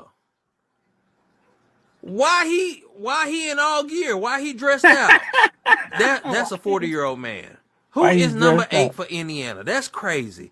Ain't no way. Ain't no way. Like something happened to his face or something, right? Like he was in a fire or something, man. Hey, Streeter, I can't make this shit up. Hey, that mother tough, boy. The man, he's a grown motherfucking man. What you think? Bro, listen, Luke. When that game started, man, I realized right off the bat I miscalculated how athletic and how powerful they was. When 3 caught that ball and then just shrugged our goddamn safety off and just kept running, and how those running backs was hitting that hole. They are very talented college kids. Like I don't know if they're they ain't NFL college guys, kids. right? They're old. They're old They people. old. With the key to it is getting your legs up under you. Most people will say they got to get their legs up under them. They're old people. Streeter, what the fuck? How old is? Okay, number 8 for Indiana. Okay, we're gonna find out this motherfucker age. No. I think I did it already. I think he was recruited like in 2020,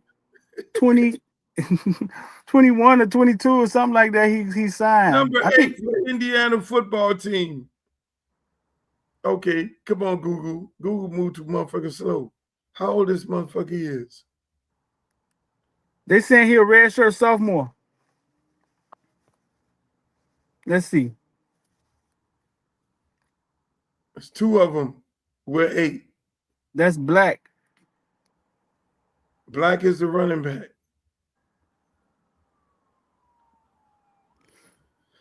Oh my God. That's Kalen Black. He graduated in. Oh yeah, he's just a sophomore. He just look old. 2024 out of They said Virginia. you're redshirt sophomore. Yep. Looking like that? 211. He looked 5'10", 211 pounds.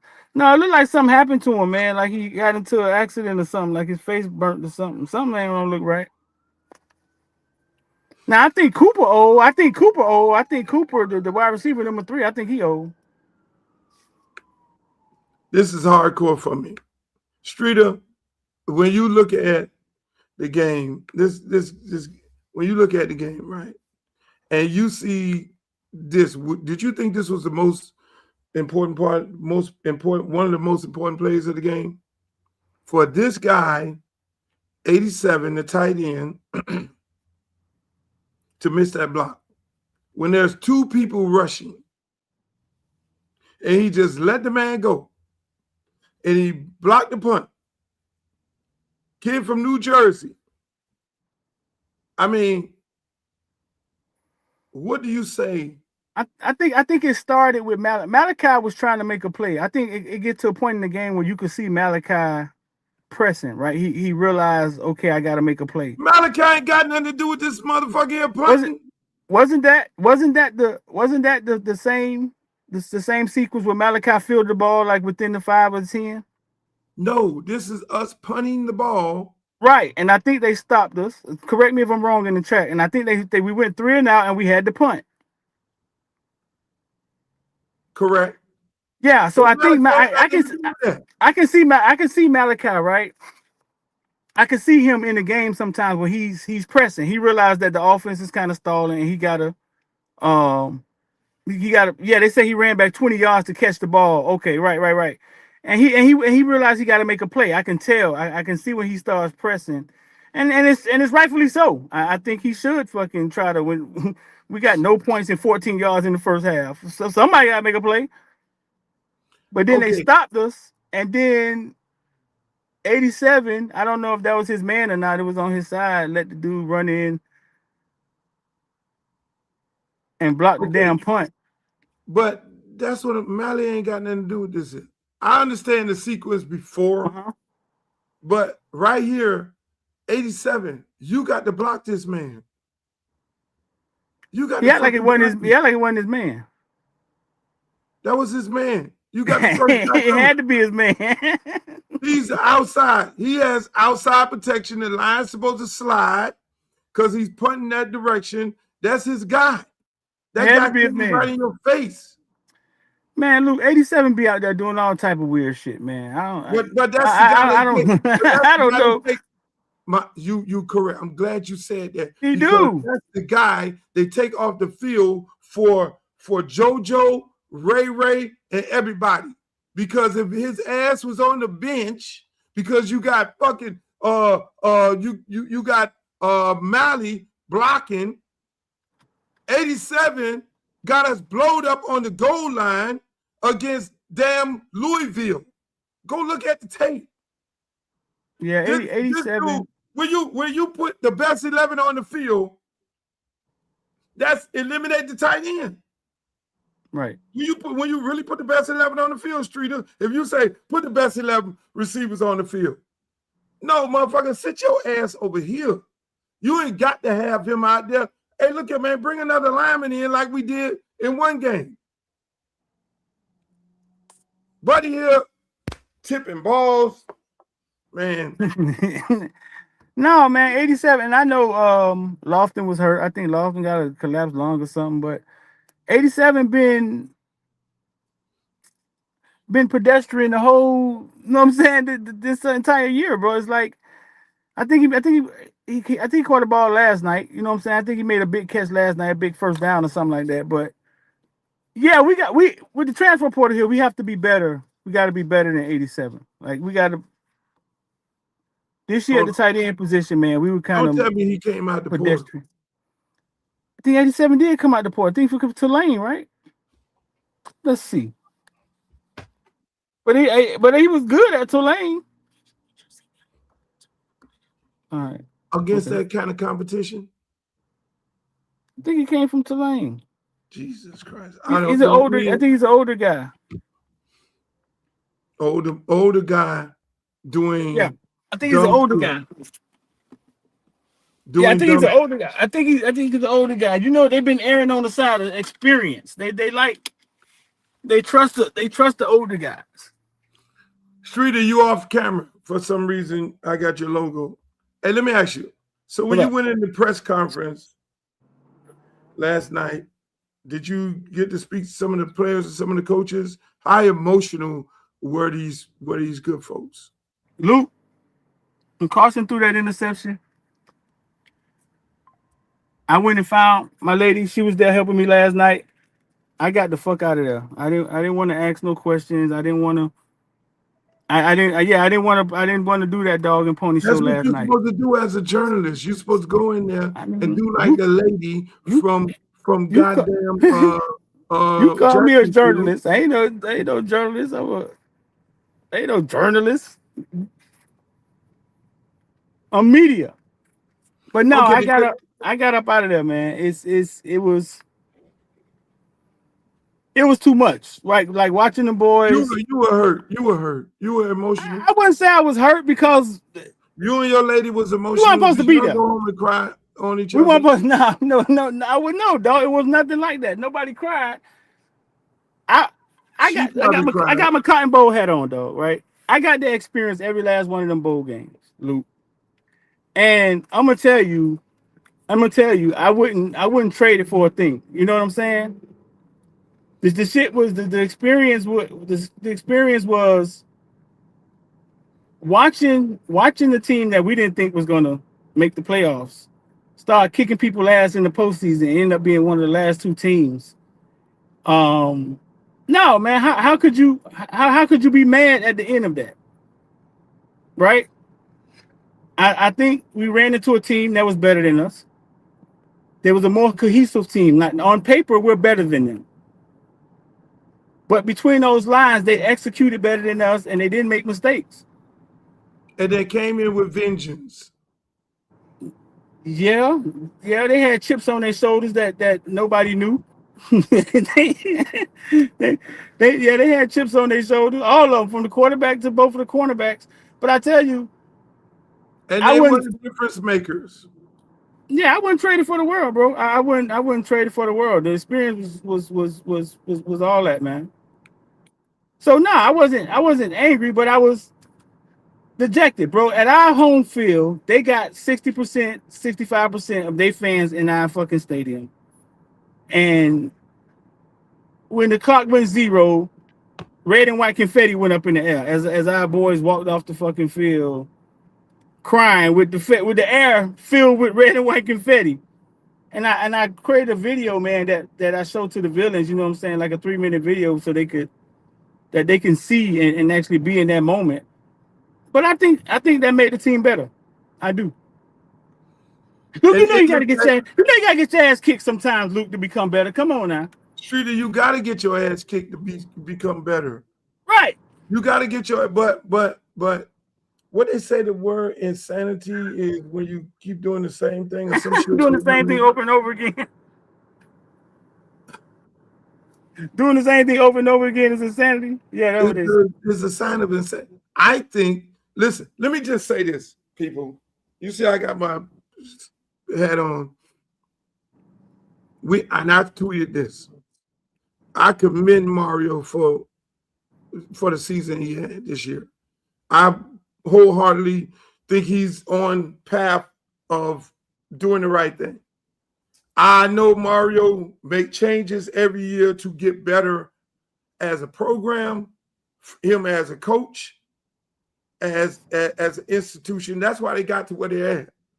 He went and upgraded the defensive side of the ball. He went and got D. Luke. He went and got a defensive coordinator. He went and got Will. He got some experienced guys on that side of the ball. That's why that side of the ball performed at a very, very high level. He has very, very high level. If the defensive coordinator choke on a chicken bone, goddamn Jason Taylor could call the defense. Will could call the defense. D. Luke could call the defense. Now, when you look at the offensive side of the ball, I think that offensive side of the ball has to meet the standards of the defensive side that he's created. Now, this is all Mario. And he went in and got some players to help on the defensive side of the ball, which they didn't have. And they rotated, and them dudes did a hell of a fucking job. That's why I love what Coach is doing. And every year he makes changes. You know what I'm saying? But on that offensive side of the ball, it just cannot be him. Yeah, it cannot be him. He needs some help. And Mirabal and the offensive coordinator. Offensive coordinator, I've said for God knows how long. They need to go down there and get Chris Perkins and let him coach the fucking quarterback, because the offensive coordinator said he don't develop quarterbacks. And for us to continuously have to go to the portal and not be developing these guys that we're bringing in there, you're bringing in a brand new guy from Orlando. He's not going to get developed. We're going to keep getting guys out of the portal. At some point, we should be able to get a guy that's being developed in the room. So it don't hurt Mario to go get this guy from down here and go let him take these quarterbacks. This damn Chris Perkins. But then now, when you look at the receiver, Beard can't call no plays if the offensive coordinator choke on the chicken bone. Right. Hey, Mirabal can't call no plays. He's doing an excellent job on the O-line. The young guy at running back, I think he's doing a good job. Right. The running back coach. But still, the experience on that side of the ball does not, and the offensive coordinator, he ain't got no help. He ain't got no, I don't, listen. Somebody said made a great point on the YouTube channel. Go get fucking Mike McDaniels. If you don't get no job, go get that motherfucker. You think Mike want to come to college? If he don't get no job, he gotta go do something. I don't know. Johnson play calling has been horrendous. It has been a disaster. With the amount of weapons that this man has at his disposal, it absolutely trash. And if Mario don't change that, you're gonna go bring another quarterback in here, and everybody ain't finna be Cam Ward. Cam Ward did some exceptionally well shit in that situation. They need to send Buddy packing. Right. That's what I was gonna say. We're a year removed from we're a year removed from the offense bailing the damn defense out all year long, Luke. Streeter, and the offense fucked us in Syracuse. Yeah. in Syracuse game. So Yeah, they don't do did. that now. Dog, you know I go, yeah, but Streeter, you upgraded the defense. You got some great pieces, some great coaches over there. You need to do that with the fucking offense. You need to have people in the room that they can respect. They don't respect no beard. They don't respect the young running back coach. They don't hey, Mirabal is doing his job. I'm looking at Mirabal down there talking to the fucking running backs. You know, which they supposed to work together, but you need to go get you some goddamn. Look at Lane Kiffin and Charlie Weiss. They damn near was in this motherfucking game because Lane has a good running back coach, Kevin Smith, Charlie Weiss, offensive coordinator, who handles quarterbacks, and then they got George McDonald, who was here. Who, by the way, George was the one who told me Herb Waters was better than Amari Cooper, but George don't run shit over there. Fucking Lane does. That's a hell of an offensive staff. You got to have that shit. You can't have a bunch of 12-year-olds on your offense and expect your offense to be able to make the adjustments and do what they need to do in the course of a football game.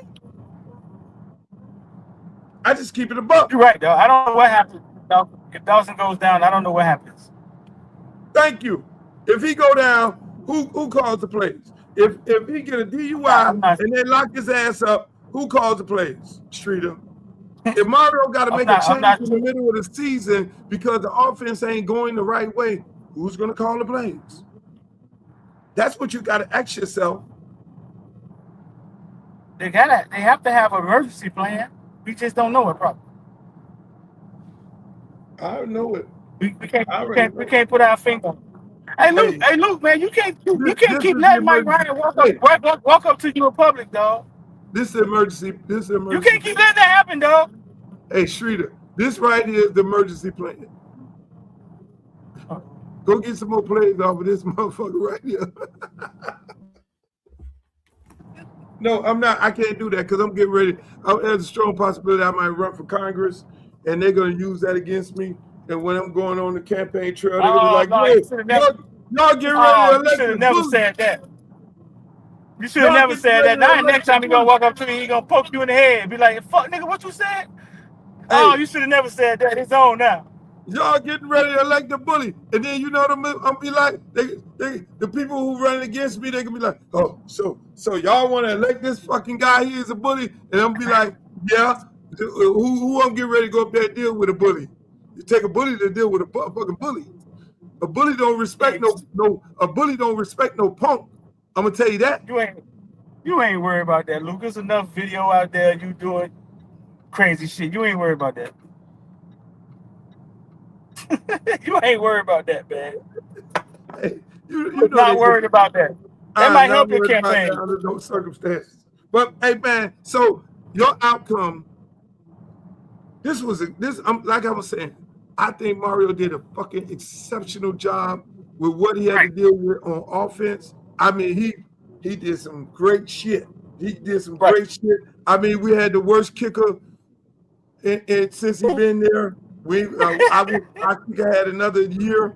I mean, hey, special teams got to get cleaned up because that fucked us up. Which, you know, the kicker and the block punt, it's not a sense of urgency. But I think in that department, he needs to go ahead and clean up some stuff over there. Get him some more guys with a lot of experience over there, and get him a guy to coach some quarterbacks, and get him a good analyst, get him a good experienced head coach analyst over there if he plans on keeping Dawson, because he needs to have somebody else to have a conversation with him. It can't be him and Mirabal talking to him because that shit look like ass. I'm just gonna keep it a buck. The offense, the defense been pulling them out. And all we're gonna do is continue getting the same, it's gonna be the same shit. But strength and conditioning does work. And the difference between old motherfucking players and young players, you saw that shit. The motherfuckers were running through us. They took our little they was tough. They running backs was punishing us, man. But you know, and I want people to go, and you know, I always say shit on here. I want people to go, if there was one criticism of the defense, which I don't like criticizing the defense.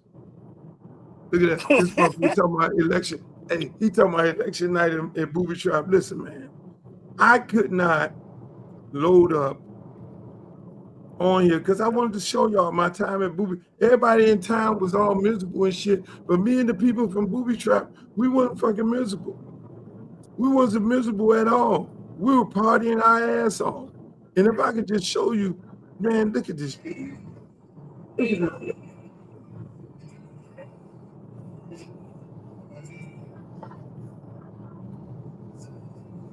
Man, Y'all won't worry about no Canes, man. see all the money, see the money. I'm just throwing the money like I won the Super Bowl. Look at the girl. Look at that. Listen, it was for a reason. God is working for a reason, not for me to upload that on this show. You say God working. God working, because God is like, I try everything to try to get that uploaded so I can show the people on here my night, because I'm telling you, life goes on. Life goes on. I had a party, the after party of the game at Booby Trap. Told everybody I was going to be there. I assumed we was going to win the game. We didn't win the game. Still a lot of people showed up there because Booby Trap is Booby Trap, 4 o'clock in the morning. I don't know where the hell they be coming from, but that motherfucker was lying around the corner. We had an absolute great time. Shouts out to the people at Booby Trap. I had a fantastic day. Said, Luke, where you been? You don't come see us. You go to this Tootsie's all the time. Streeter. What time you left out of there? I saw you text me 2 o'clock in the damn morning. I was texting you to come go with me. To the Booby Trap? You could have brought your lady, because I know you don't go nowhere without your lady. Man, I probably was somewhere. Man, I probably was somewhere sleep. Hey, you took it hard. Let me tell you this. I have my friends calling me, come to the tailgate. Sap called me 9 o'clock in the morning. Black called me, Standing Man, rented 2 houses next to the stadium, took all the parking, turned it into a whole festival, a whole tailgate experience like you was in Disneyland with a pig in the ground and everything. All these guys telling me, Luke, where you at? Luke, you're coming out. We got the tickets for you in the game and all that. Streeter, I wanted to look at the game in the confines of my home where I could absorb it all with that sky cam, because I can't be having 20 people talking about taking a picture while Carson backed them back the fuck up and threw the shit in the wrong place. I gotta be able to Malachi Tony make a play, some girl with a big titties in my face, and look, hey baby. No. I can't do that at these parties. I'm a real football junkie. I have to be able to get on here and talk football. I have to get on here and say there were 3 things in this game that fucked us. Them people ran a 50 front on us. Then they ran a 60 front on us. They dummied our receivers up. They dummied with little guys, 5'9" guys, pushing our big 6'2" receivers around. Then, as far as the defense, let me tell you how they was getting the run off. If you go back and look at the film, they brought in a 6 lineman. Every time the running back lined up opposite of the 6 linemen, they ran that direction. We got outflanked. Go back and look at it. As the game going on, I'm looking at this shit. Hey, okay, you can get away with 1 time. Hey, get away with it 2 times. And then now the 3rd time, look at, wow, we gonna bump the motherfucking line down. Then we never adjusted to that. And I know the coach gonna look at it and say, fuck. And it was always to the side of the field where 8 was. They always brought him over there because 8 don't get in the run fit. 8 does not come flying down the run fit. He takes it, and I've been saying that all year. But listen, man, I'm just saying, Streeter. Luke, Malachi, the best freshman you ever saw you in? That's a good one. Yeah, think about it now. In the comment section. Is Malachi the best freshman y'all ever seen at University of Miami? In the comment section. I need to know. That's a good question. Everybody in the chat. The question is, want to know, is Malachi the best freshman? Now I go way back. So you go way. Yeah, hell way yeah. back. You go I way. go way You saw back when I UM get beat by FAMU, nigga. I go way back. Yeah, I was at that game. I was at that game. Yeah, God damn, boy. I was at that game. That game was at Doak Campbell Stadium. Somebody just said Duke was the best freshman. Duke was very, yeah. Duke hit the ground running. Duke ran a punt back his first college game. Really? But Malachi, Malachi has thrown touchdowns. He's ran them. He's caught them. The chat Michael saying, Irvin? the chat saying Duke. The chat saying Duke. The chat saying Duke. Everybody, chat saying Duke. Chat saying Duke Johnson. Chat saying Duke Johnson. And by the way, both of them are brought to you by Liberty City. But he said, right, Mally is in the argument. But hold on.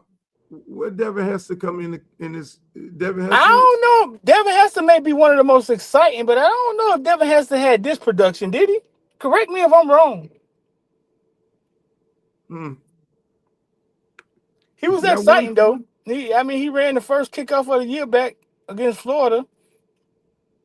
And then Musburger was like deep back to receive. That's Devin Hester. I would say this. Mally got his team to the Natty. Mally, Fletcher, Baines, Mesidor, and that offensive line, those three are very impactful guys. Mally, in this case, Mally got us to the Natty. Duke didn't do that, and I love Duke. Duke like my goddamn son. It's a great argument. I think. Hold up, now Cassandra in the chat. I think. I saw it.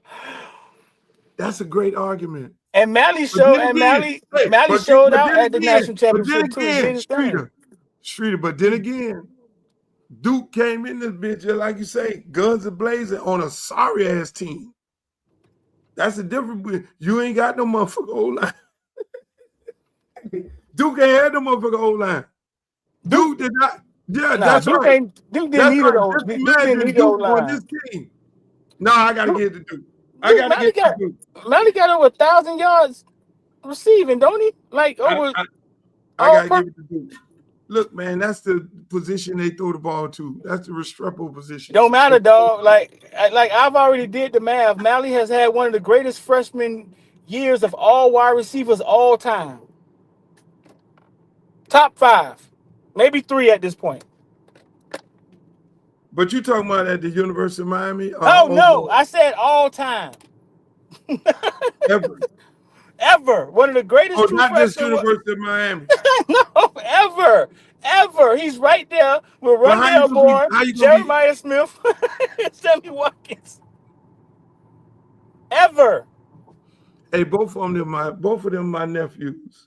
I'm staying out this. Both of them my nephews. Y'all gonna get Cassandra killing me. They are coming to get me. I'm a fucking proud uncle. You see what I'm saying? I am a proud uncle because I can sit up here and say both of them my nephews, and goddamn it, my nephews is sitting on top of the world, baddest bitches at they craft. Yeah, no, they're great conversations to have. Footballville started with Duke. I started Footballville recording Duke. I used to call it Dolo Camp. I can't lose. I remember Cassandra was sick one night, right? And they were finna play Northwestern, and I didn't know how to. Cassandra was sick. Cassandra was going somewhere she had no business going. She was sick, dog, and I didn't know how to get on the field. I used to record from the stands, and she sent me to record Northern versus Northwestern because she couldn't watch the game. And some fucking defensive coordinator, the first player of the game, sent his defense to jump off sides and hit Duke in the backfield like like that shit was gonna work, right? And then 2 plays later, Duke went about 60 yards. Who the defensive coordinator was, Luke?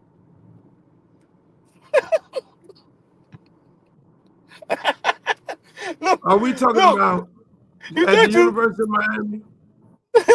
Are we? We talking about that New Are Orleans we? now. Hold on. Let me, I got something. Oh man, them boys looking dejected, dog.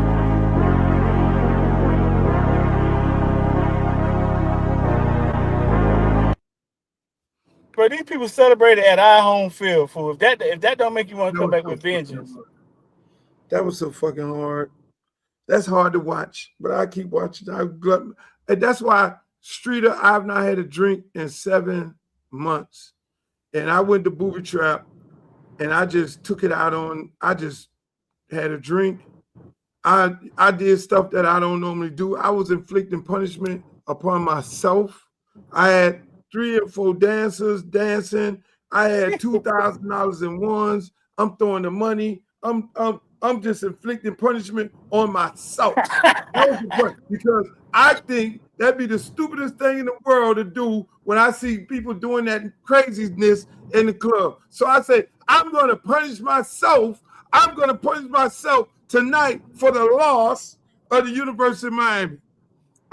I'm going to Booby Trap. They pay me a boatload of money. I'm just going to take $2,000 of the money and I'm throwing it up on the dance. They're like, what's the security and the road manager with me? They're like, what's come over you? I say, this is my way of punish. This is how hurt I am. They gonna be all right though. They gonna be all right though. I'm just gonna do things to myself. Dancers, I don't get lap dances. I do not believe in lap dance. I don't believe in dry sex. That is dry sex. Why you get me all jacked up? I'm not going to the back and knock you down because I got lap dances. I just did everything that I was supposed to do. And gave the girls $2,000. That's funny. I mean, you made a bunch of lap dance music. That's kind of hard. Yeah, I don't know. I don't get how my own supply. You see, I wanted you to join me. I wanted you to join me in my grief. I had all kind of bottles. They drinking the liquor. I took 1 shot of the Tito's, and I don't even drink Tito's. I drink Bacardi, where I used to drink. And I took 1 shot of that, and I was dead drunk. And it got worse, Streeter. I was in there till 5, 6 o'clock in the morning. God damn. Booby Trap on the river. And when I left, there was a line wrapped around the corner. I'm like, At where five, are you coming at from? 5 in The five place in the morning. closed at 10 o'clock. It closed at 10 o'clock. And mind you, they just unalived somebody 3 days ago. So I told somebody, they were like, ain't nobody going there. I was like, them people don't give a shit about that. How many people got unalived at the climax? They close at 10 o'clock. It's crazy. One of the Booby Trap dancers is texting me now. See, she said, where are you? Is strippers in there at 10 o'clock? 8 o'clock in the morning? Yeah, that's when they're making the most money. Come on, man. There's strippers in there with the French toast? That's crazy. You know who do the cooking over there? Who? Nevi, mama. Oh, yeah? Calvin Russell grandmama does the cooking over there. I didn't know she was a cook. Oh, she's an excellent cook. She had a restaurant and everything. Yeah? Yeah. I got to go over there with you one night, man. We ain't staying at 10 o'clock in the morning, though. I don't know what is that. That's No, insane. you can't That's go. insane. No, you don't go to Booby Trap on the river. You don't go there until 3 o'clock in the morning. What? Yeah, you don't go to Booby Trap in the river until 3 o'clock in the morning. No, you don't do that. But man, hey, Streeter, where do we go? Where do we go from here? I mean, it was a great season. It was. We good. Hey, look, No, they gave this town some excitement that this town has never had in a very, very long time. Hey, look, the Panthers. That's okay. They got Florida on their name. I don't think we embraced them the way if they had Miami on their name, we would embrace that shit. But it's okay. You know, they do some good things in the community. But at the end of the day, man, this is Miami. And you know, Mario had a great season. No question about it. Continue supporting the program, people. I know it's a bunch of pissed off people right now because when I talked to Gino Toretta at the Adidas party, and Gino Toretta told me they didn't have any tickets for him. So him and a lot of other people, but he eventually got in the game.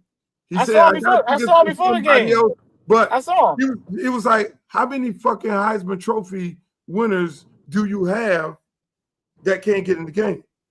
We ain't got but two. And that motherfucker's supposed to be first on the list.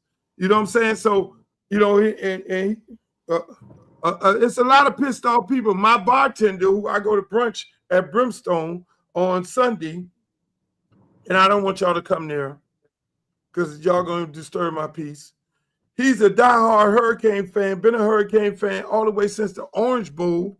Him and his family own four tickets, and the people only gave him 2 tickets. I mean, it's a lot of pissed off people behind this game here. And the mere fact that you can have all these Indiana fans up in the place, why does Indiana fans get to outnumber Miami fans? Because they did some funky shit with the tickets. And they didn't get the Miami fans who regular fans their allotment of tickets. They screwed the people over. They gave the shit to the fucking broker. I think Indiana just got. I think they got the biggest fan base in college football. No, don't. It's just more of them than us. Hey, but Luke, check this out, man. We supposed to be going to the airport, right? And I think we done passed the airport twice. So I'm gonna get off here with you, and I'm gonna help this little blind girl right here drive because it's getting bad over here, dog. No, she's listening. She done passed the airport twice. Booby trap experience. She's listening, trying to hear an inkling that you feel like you miss something. And if you feel like you miss something, then going to the air. Who's going to? Are you both traveling out? No, we going to the airport to pick something up, man. We done missed it twice. I don't know where we at. I think she needs some help. You got your glasses? Nope, she ain't got her glasses on. Pull over, man. I got it. Luke, holler at me tonight, all right? Hey, man. Hey, Streeter. Look at it. What's going on, man? The man really sit there and tell his girlfriend she got glasses. But ladies and gentlemen, I enjoyed the show. Once again, like I said, it was a great. It was I wanted to get into so many other things. I wanted to get into the Don Lemon, Nicki Minaj situation. I wasn't able to do that tonight. I wanted to get into some more of this Trump. It was all University of Miami, obviously, because this is a special edition of the University of Miami of the Luke Show, and it's the day after. Look, bottom line, we had a great season. I wouldn't. It was great. It was a great season. I went through so many emotions last night looking at the game. I found myself here by myself because my son, you know, I do share it, and it was just time to go back to his mom. I had all kind of parties to go to. A whole bunch of my friends upset that I didn't attend their parties and events, and I just wanted to soak it in. I had tickets to go to the game, but I didn't want to go to the game because I just wanted to appreciate it. I mean, me as a kid, you know, look, I'm in my 60s right now. I was able to go to the game with my little jersey on. So when I look at the photo of Mendoza going to the game as a kid, painting his face and all that, I understand that because I did that when I was a kid. I did that. But I did that when nobody was at the stadium. When it was about to close down the program, when Chuck Foreman was playing and shit like that. You know, E.J. Baker and Kerry Baker, where you get in the game with your football jersey on. You know, so to be able to go and see, and I said to myself, I went to most of the national championship games.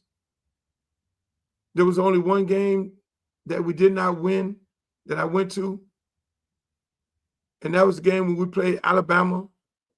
And I said, I'm like Streeter. I was an emotional wreck because I stood on the sideline with Gino Toretta and Lamar Thomas and the rest of the crew, and it was hard. It was fucking. So I know how them dudes. I mean, them dudes is playing the game, but to be on that field when you take a L, I couldn't stomach that. I couldn't stomach being in the stadium. I don't think I would have been able to handle stomach. Well, you know, we go through things and get over them. But those people putting confetti on our field, the confetti falling down on our field, that's hard. Did I think we was gonna win? I know we was gonna win. We didn't win. But like I said to Mario Cristobal and everybody on my Twitter, you got a lot to hold your head up high. You did a great job. This man, we haven't been this relevant in 25 fucking years. Yes. Do we have some things to change? Yes. Has it been broken for 25 years? Yes. Do we have to play against kids like when Jeremiah Smith says, look, if I know this Miami, if this the Miami that Miami is putting on the field, I would have went to Miami. I'd stayed my ass home. When you see the kid from, the two Indiana defensive backs who are from Miami, and they're like, no, fuck that, keep it a buck. I grew up being a Hurricane fan. That's why I tell you all every fucking time. These kids bleed orange and green. They have to be turned off of it. They have to be told that, no, you can't play here. And just like Shrita said, everybody can't go there. Because when you break the numbers down, 35 recruits or 25 recruits, what it's always been, it's only really 10 or 15 scholarships that you can get from the entire South Florida area. And it's a ton of talent because you got to go get your linemen from all over here because we don't have too many big-ass linemen. You got to get linemen in that number. That number becomes real small, and so you're going to miss out on a lot of kids. You're going to miss out on some great talent.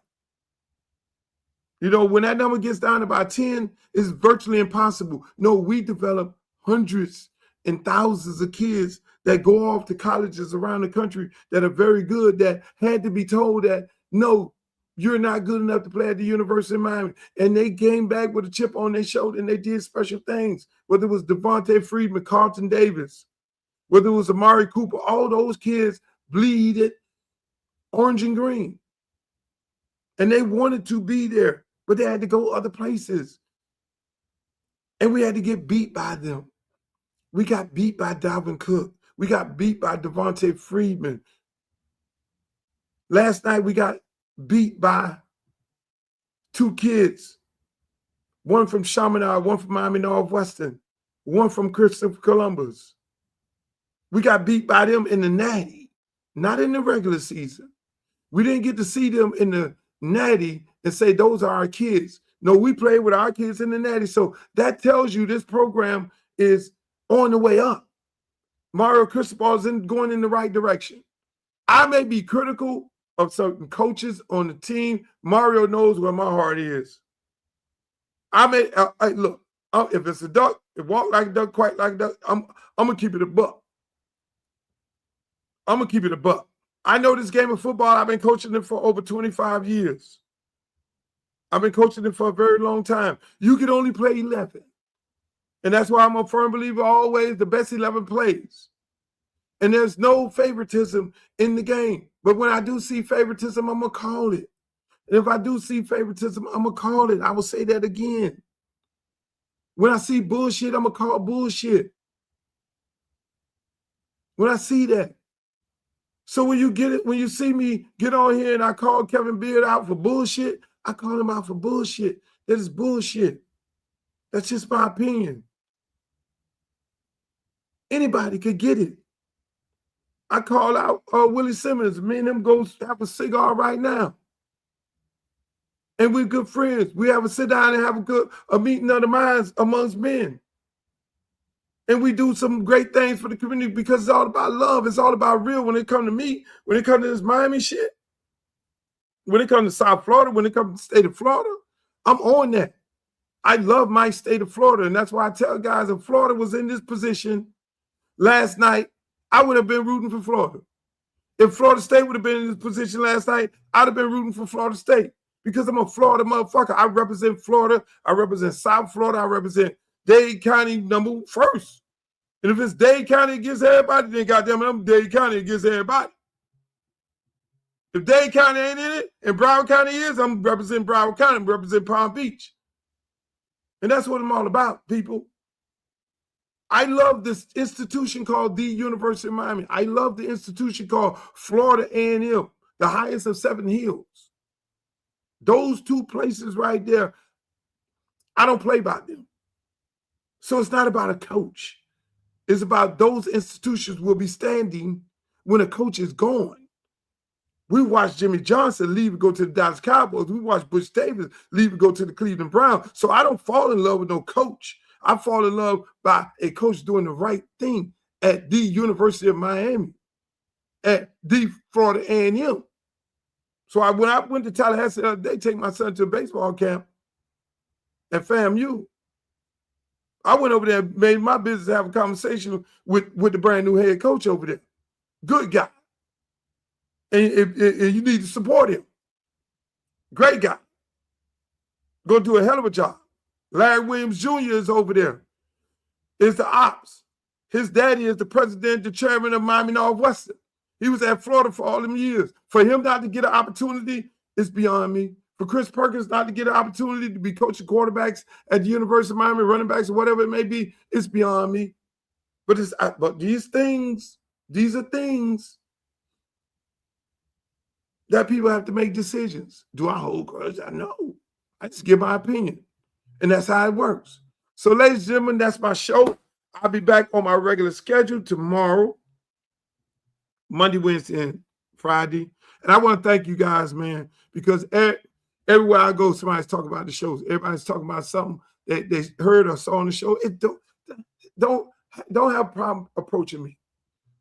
I love it. I love when we dialogue off this camera and in public. I'm approachable. I'm not one of them fucking divas. I'm not one of them type of people.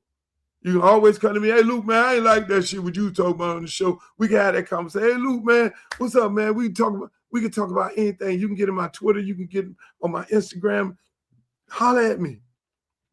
This is all love. That's what I'm on. That's what it is. And look who calling me.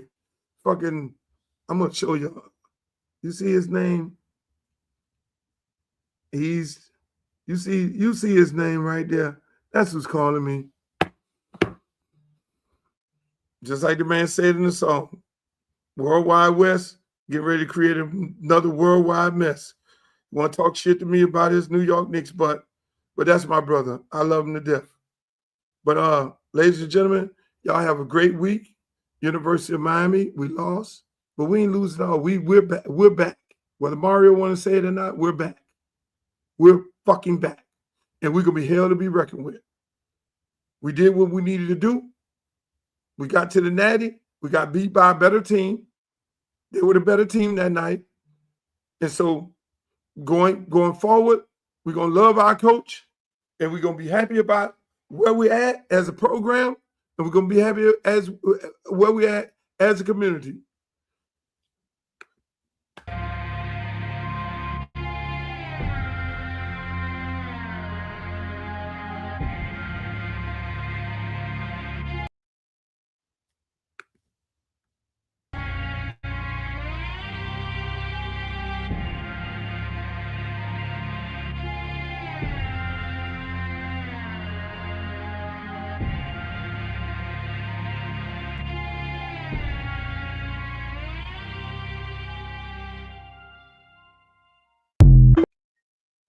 Good night. And as always, to all my friends on YouTube, Uncle Luke TV, Facebook, Twitter, Instagram. As always, like I always say, in the words of Walter Cronkite, may the good news be yours. Peace. I love y'all. See you tomorrow at 5 p.m. Make the booty go, make the booty go, make the booty go, make the booty go, make the booty go, make the booty go, pop, pop, make the booty go, pop, pop. I need some bad girls. I'm gonna let y'all hear my new song. I need some bad girls. Come on, baby. Come on, right here. You and you. Come on with that, your fine ass.